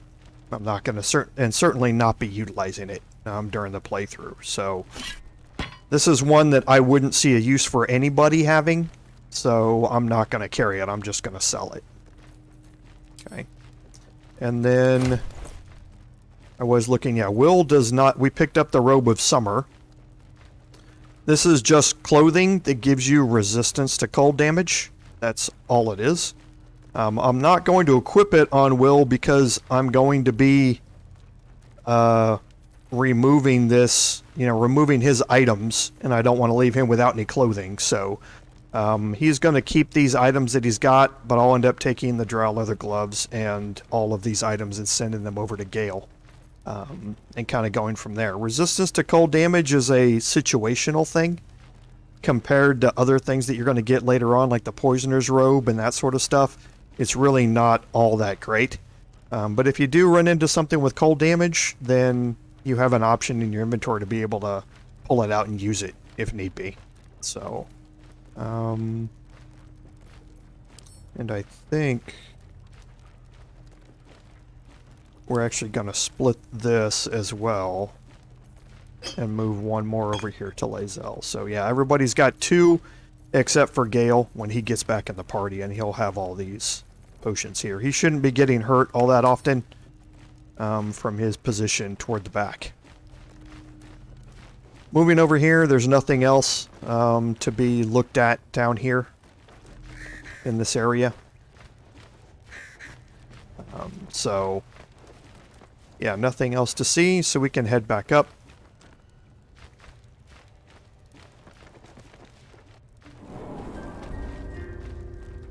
Okay, and we're going to dismiss our wild shape here.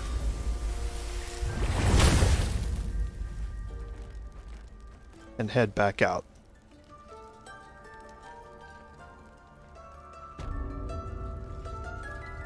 Take it one step at a time, Nettie. Come on.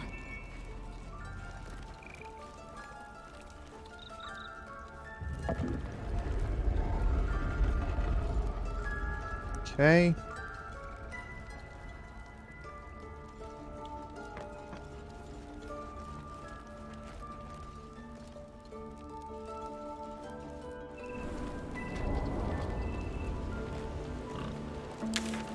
And now, heading back up here, I'm interested to know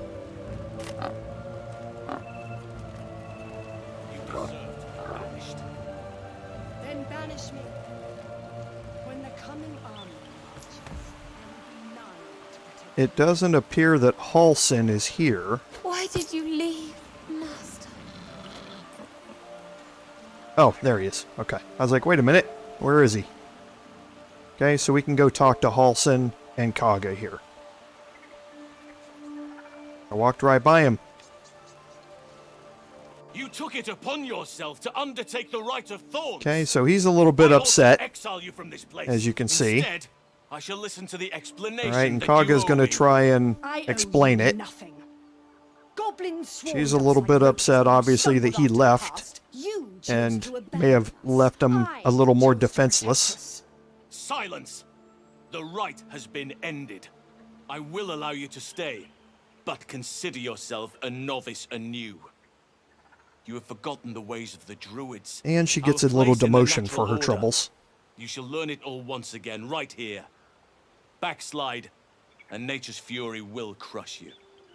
As you wish, Master Halsin.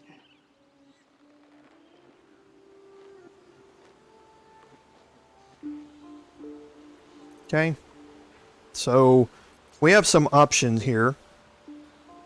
She knows now what cavorting in the shadows brings her. She will not stray again. Besides, this is no time to lose a promise. You will soon see why. But enough of that for now. Okay, he does owe us our thanks for saving everything. The grove stands. Nature prevails. I am Halsin, first Druid of the Emerald Grove. Okay, And so he's now going to ask you us have a really the main problem reason that we seeking came to seek him out in the first place.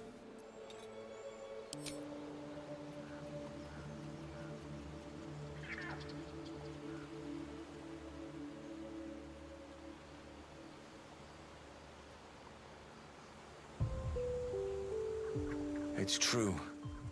I can feel it right now. Oh, Oak Father preserve you, child. But something's different. Okay, but it's obviously something a little different with our parasite than the others. Perhaps. But I wouldn't want to place all my faith in blind. It's no coincidence that we found each other, I'll wager. You're after a cure. There's a chokehold of magic, binding the creature. Okay, and he can't remove it. Any efforts to remove it would almost certainly kill you. Or no, this is different. Alter. And he wants us to go to Moonrise Towers. We've heard about this before. We're going to be heading there as part of the main quest line. It's obviously not something that we can do in early access, but it is the kind of next place to head after Act 1 is complete, so to speak. We obviously just don't have access to that now where we are in the game. I will do what I can to help you. Let us speak okay, so he's saying that we're going to talk about it again some more, but what you've done for the Grove, he wants us to get the reward, which we've already done. If only you had come to this place in more peaceful times, you'd have been a welcome addition. Rest, heal. Okay, so he asked to mourn if you must. To celebrate, and in the morning we'll talk about the parasite some more.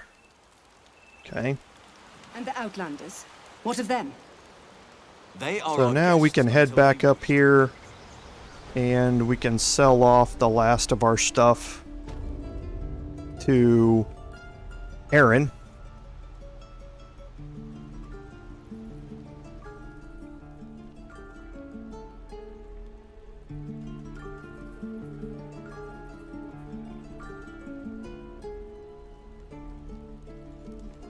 It'll take a while for us all to recover, but you've helped us take the first step. Of course. Okay. So, we'll just take care of a little selling here, so I don't need this grease bottle. Will can sell off Sorrow and the Jade. And now I think everything is where we need it to be, with one exception, and that is that Will can now send the light crossbow +1 to my Druid, and we can have that as our backup weapon. Okay, we will, or as our ranged weapon. We'll send our short bow back to Will, and Will can sell that off. Okay. So that kind of finishes up the interactions here. It's kind of a bummer that we don't have voice here. I really don't want to go through the rest of this, including all the interactions at camp. It would be a great time to do it, don't get me wrong. It'd be a great time to do it and end up the live stream having completed all of this.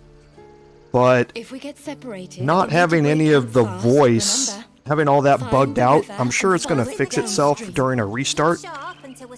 So I'd prefer to have everybody, you know, have options to be able to hear all of those voice conversations. So I think what we're going to do instead is we're going to go open up another section of the map, and we're going to head down here to the wetlands and head down here to, there used to be a quest, investigate Kaga down here, and we're going to head down that way with the last 35 minutes of the stream and see if we can maybe knock out another quick combat encounter down there and end the stream that way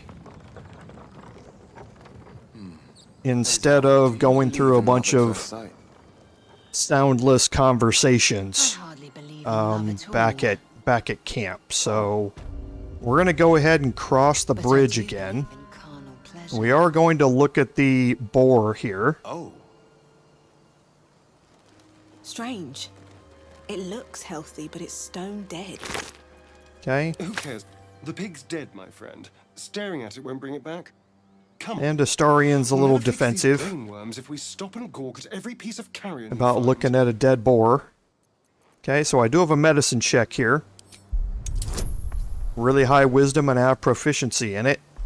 So I can add in guidance as well.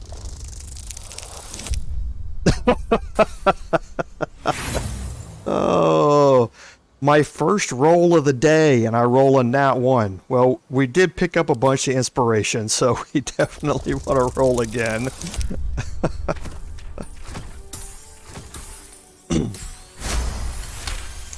Well, I guess after 2 nat 20s in last episode, it's about time I rolled a nat 1. So we see a couple of small puncture wounds in his neck. And puncture wounds in the neck are a sign of something that we all know about. So we're going to try persuasion here.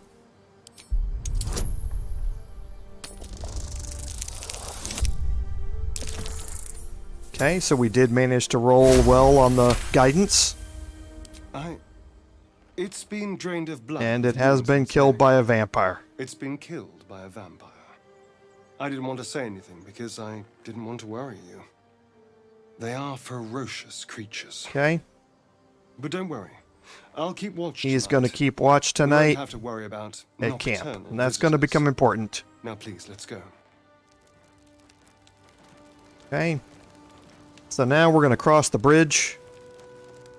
And we can take long movements here because we've already been through this entire area. Need to be the center of attention. Easy now. I'm just giving the people what they want. And we're going to take a left Githyanki tried to avoid headaches. and make our way down here. The same way that we went to get around to the Goblin Camp.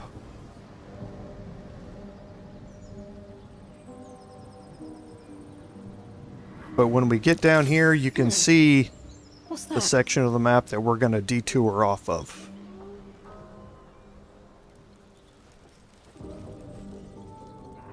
Okay, and here we're going to do a quick save. And you see we have an encounter down here to deal with.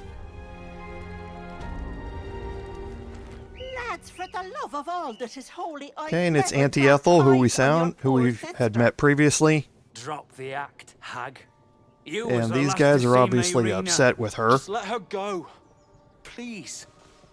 Thank goodness you're here, sweetie. I don't know what's come over these boys. Auntie Ethel's face creases with false concern. So my insight check did succeed, and you realize that she's lying here. Mayrina. Stop this! We won't ask again! Careful!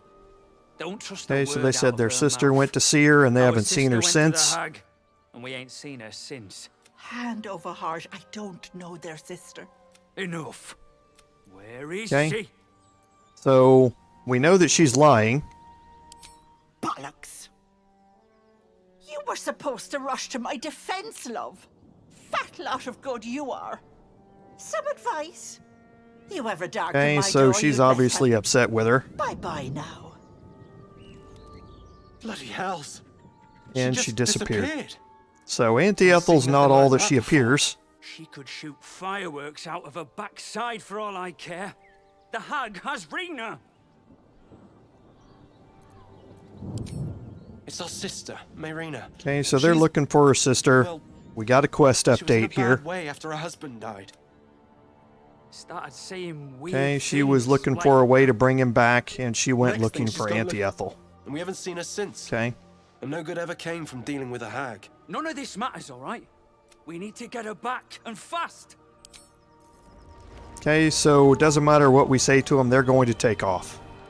Okay. Now, we did get a journal update here. Reach the Moonrise Tower was after we had talked to Halsin. And Save the First Druid completed, so Save Mayrina is now popped up on our quest list. Okay. So as we head into the sunlit wetlands, okay, we have some camp supplies. And we can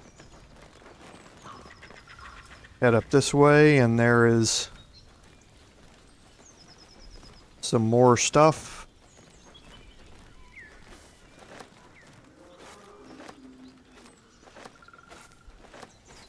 Okay. And if we look at our inventory, we have a potato, a Siobhan, and we picked up some mugwort bundles and some carrots too. I believe, yes, here. Okay. So we will keep those in our inventory for now. And we will head this way.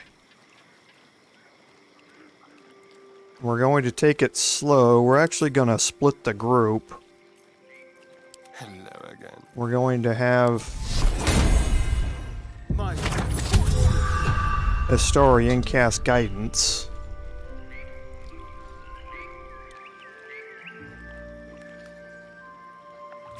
A chill runs up your spine. You feel like you're being watched. Okay. So now I have an investigation. Looks like I'm just going to get a bonus from guidance here. It's a DC of 15. That's not going to be good enough. Okay.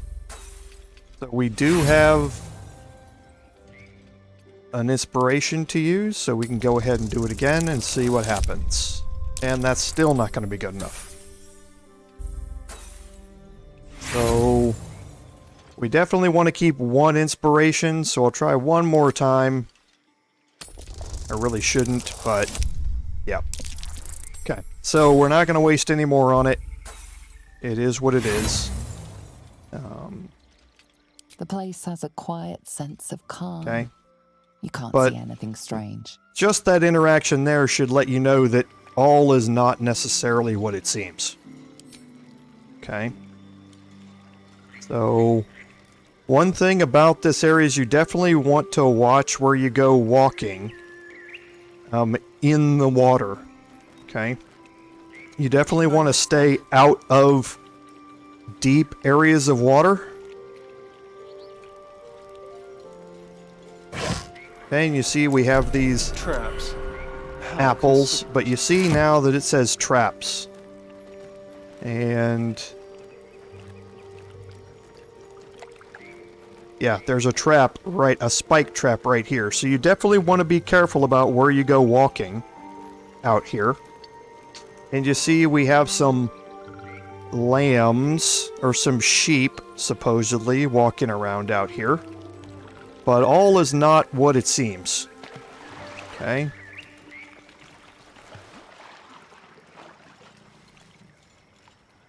So we can head out this way.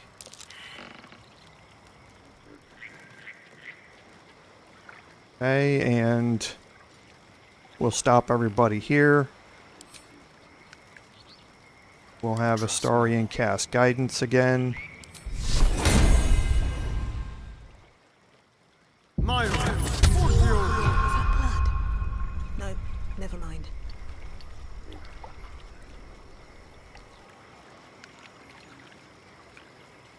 Very well. Okay, so her check.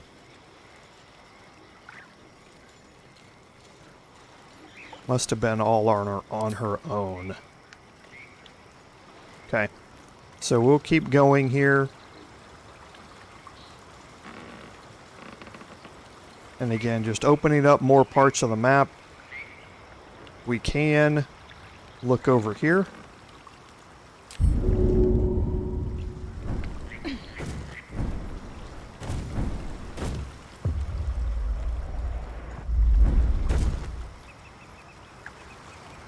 Okay. And his guidance is about to wear off. Have a lot on my mind. And, well, in it.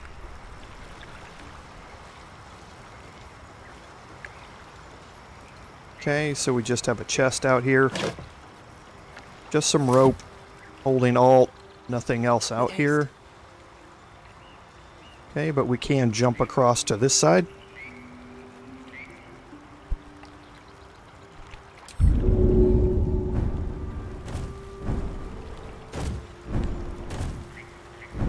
Okay, and now you can see that we have some enemies here on the map. So we're going to go ahead and hide. Alright, and we're going to slowly start making our way in here.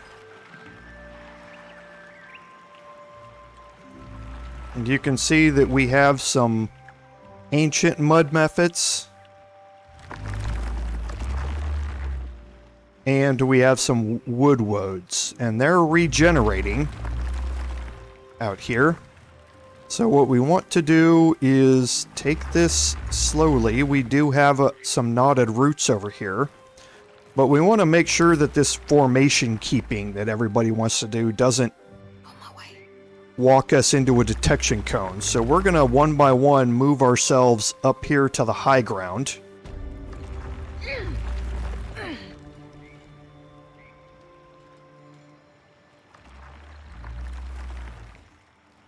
Okay. With every breath. Lae'zel, however, doesn't need to be on the high ground, so we're just going to move her over here. Astarion, we can move him up. And as usual, he's going to be our trigger here for this.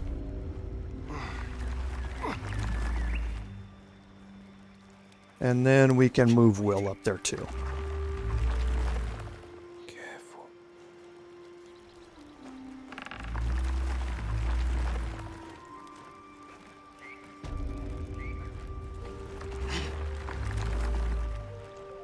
And we're going to move Will kind of around the back over here.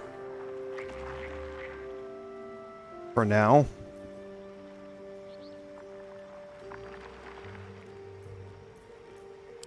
Okay. Now, ways up here. Enemies can climb the knotted roots. They can also move up these rocks. You can see the path there. And Mephits can obviously fly. Okay, so we have 4 ancient mud Mephits. Now, mud Mephits, or ancient mud Mephits, it doesn't say what their abilities are, but they can summon other Mephits.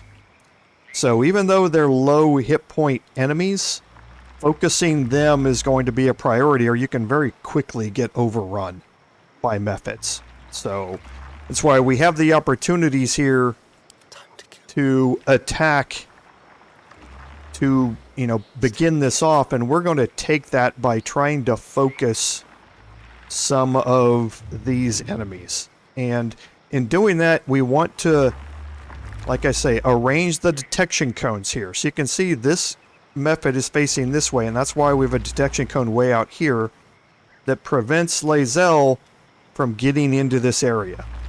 She could come around here, this way, but it's going to be much easier if we can get her in behind everybody here. So we're going to start this off with Astarion, and he's going to be range sneak attacking this Mephit here.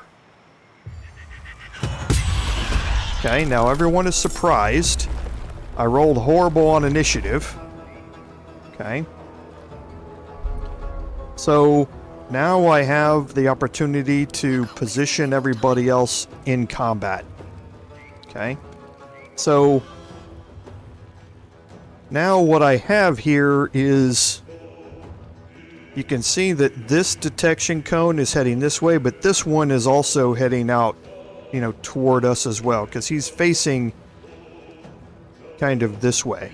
So I'm not going to be able to get more Mephits with this. Maybe unless I move her all the way around here, but then I think it's still too far. Yeah, see, she would have to be inside the detection area for that to work. So let's see if we can't clean up this Mephit here with Astarion first. Spill some blood. We're going to put him into hiding. We're going to sneak attack range this Mephit. Okay.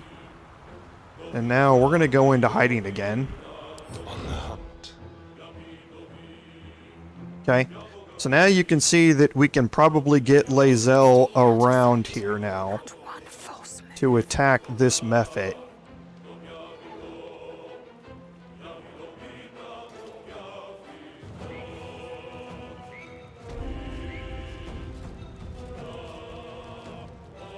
Okay.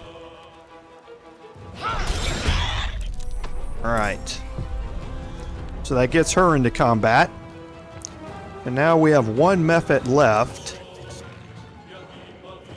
So let's take...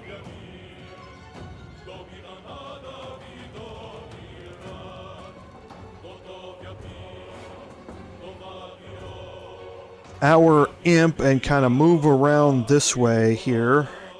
Whoops, not that way. This way, thank you very much.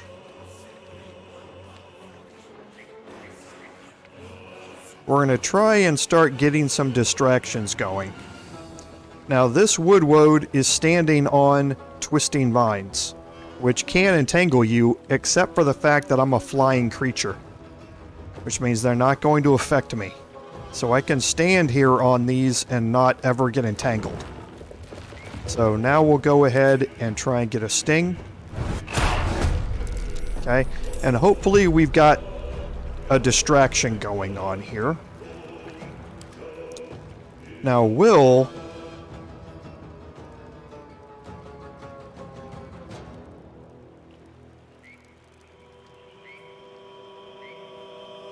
trying to think how I want to get Will into this fight. I like leaving him on the high ground, but he's way outside of the out of range for his spells up there. Yeah, see, way outside of range. So I think I'm actually going to move him down here, and then I can Misty Step out of here if I run into a problem.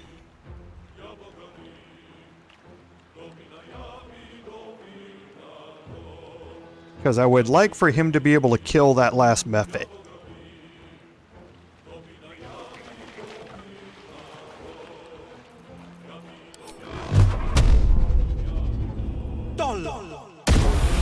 Okay, so he didn't kill it. And now all that's left is our Druid.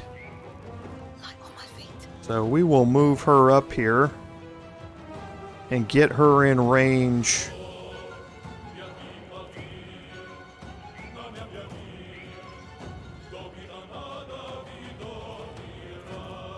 Okay.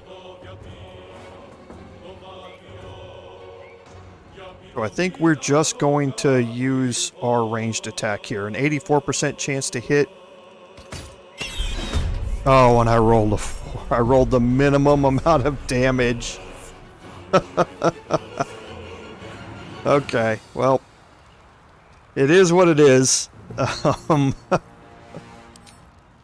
So, oh well. Okay, so now here, if I move over there, I'm going to invoke an attack of opportunity. So, I think we'll just hope that the Mephit goes after somebody else. So we'll try another sting here. Okay, so that time he failed his saving throw and we got poison damage. And he summoned Mephit. Of course he did. Okay. So now we're gonna move. Why is he getting red? Oh, because his movement is so low out here on this. So we're going to Hex Dexterity, and we're going to cast Eldritch Blast on this Wood. And that's going to knock him way over here.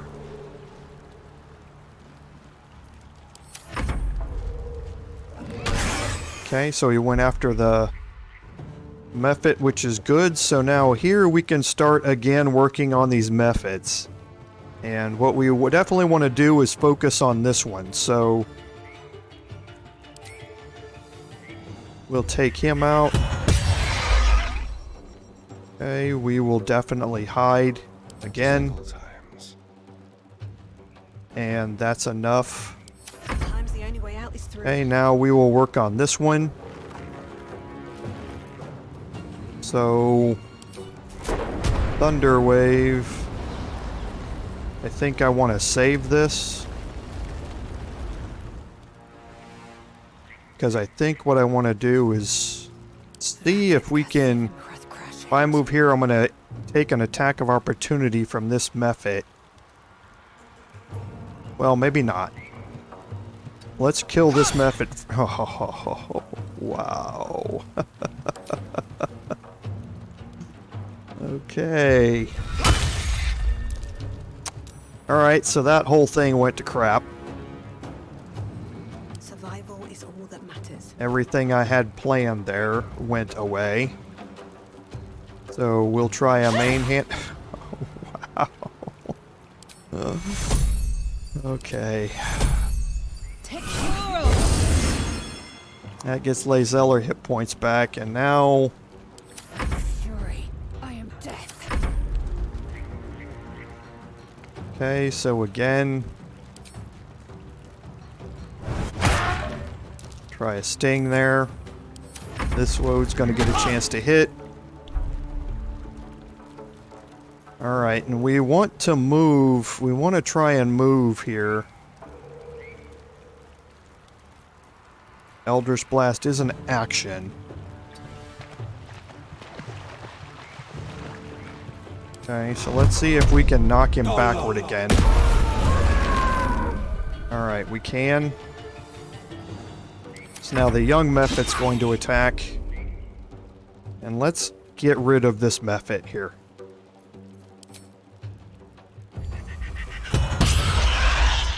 Okay. Now we will hide again. And we'll just kind of move him up to the edge here. Okay. Now as for me, I want to see... What path lies before me?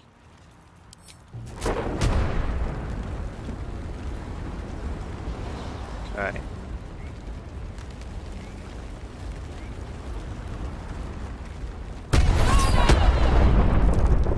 Okay. So that caused some damage. Moved him back. We will use a healing spell to heal up Lae'zel again. And now we will move Lae'zel over here and hope that she does not get ensnared. My path be true. Okay, so she made her saving throw. So she'll do a menacing attack here. Okay, and it sets that on fire. And I didn't want to do that. Okay, so we will use my bonus action to get some hit points back. Okay, now I'm not on fire here. But I'm going to move him in here and try and get a sting. Okay, nice hit. And he... wow. Okay. He cast Spike Growth. But it instantly caught on fire. So...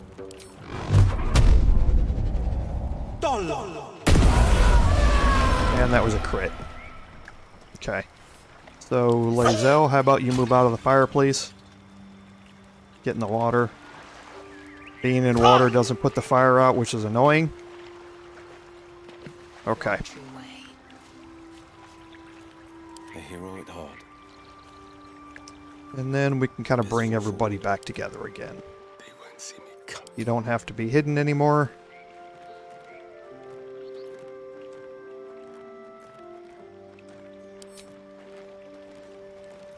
No one stopped me yet. Okay. Things feel different. Subtle steps. That seems to be Corgus tree. And okay, so let's see if you're able to... okay, so yeah, the whole option to find the stuff in the tree for Kaga's quest is disabled when that happens, or once you've completed that quest before you came here. So that's what I was checking. Okay, so Sparkle Hands we'll look at in just a second. Let's just do some quick searching here. Okay, so we can search the Woads. They're carrying twisted branches and an organic shield, which Will can sell. Okay, and we can group everybody up. And we're going to get ready to take our long rest, but we'll do that by heading back up to the camp. So we're going to go back to Sylvanus' Grove, head back in, sell off the last of these items, and we can dismiss our imp. Let's move. On my way. Head back in here and sell off the last of these items real quick, and we should be able to end the stream. What we'll do is we will start off the stream next week by heading to camp, talking to everybody there, going through this celebration, and hopefully we've gotten audio fixed and that sort of stuff. Actually, not that way. Damon's out of money. We have to go to Aaron. And we'll look at the sparkle hands while we're here, so.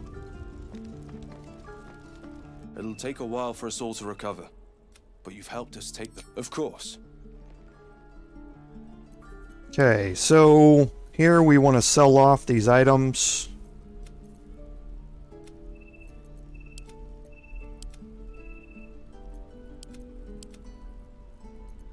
Okay, that's it. May you keep Baldur.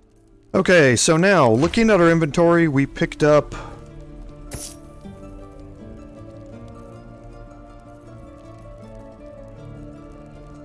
these sparkle hands. Here they are. So, the effect is charge lightning. Whenever the wearer has +1 to strength and dexterity checks, as long as they have lightning charges. Okay? Now, lightning charges we haven't gotten into very much, but we are going to be dealing with those coming up fairly shortly. When we head up to another area of this map, we're going to encounter a section where we're able to choose a weapon that, whenever it does damage, grants lightning charges. That's not the only way to get lightning charges, but that is one of them. And we're going to be taking one of those weapons, and when we do, we will be equipping these gloves to somebody who's going to have lightning charges all the time, so that then they have, you know, bonuses to their strength and dexterity checks as we go.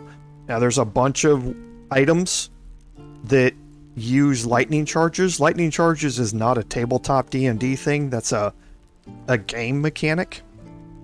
But there's a lot of items that utilize them that are better for certain characters than others. So that choice of weapon, which is going to be your main way of getting lightning charges, is going to be fairly important. But we'll kind of go more into that when we get to that section, because for now, there's nothing that we really want to do with them, because there's nobody that's going to have lightning charges. So for now, I think what we'll do is we'll just carry them. We'll actually carry them on Lazelle, since she has a lot of the carry weight, and we'll kind of store them for now as we go. So we forgot to sell off the pouch as well, so we'll kind of take care of that at some other time. So what we're definitely going to do is give us a new save here. And I think with that, we're going to end today's live stream. There's a lot of combat today, so very combat focused. I'm glad you all got to see all of the fights that we went through. It was an action-packed day, and I know everybody likes to see that combat as opposed to just searching stuff and walking around and looting different things. So I'm glad we were able to get that done today. So As always, I'd like to thank everyone for joining me today. Without your support, none of this would be possible. As always, this is Commander Jorval saying, until next time, fare thee well.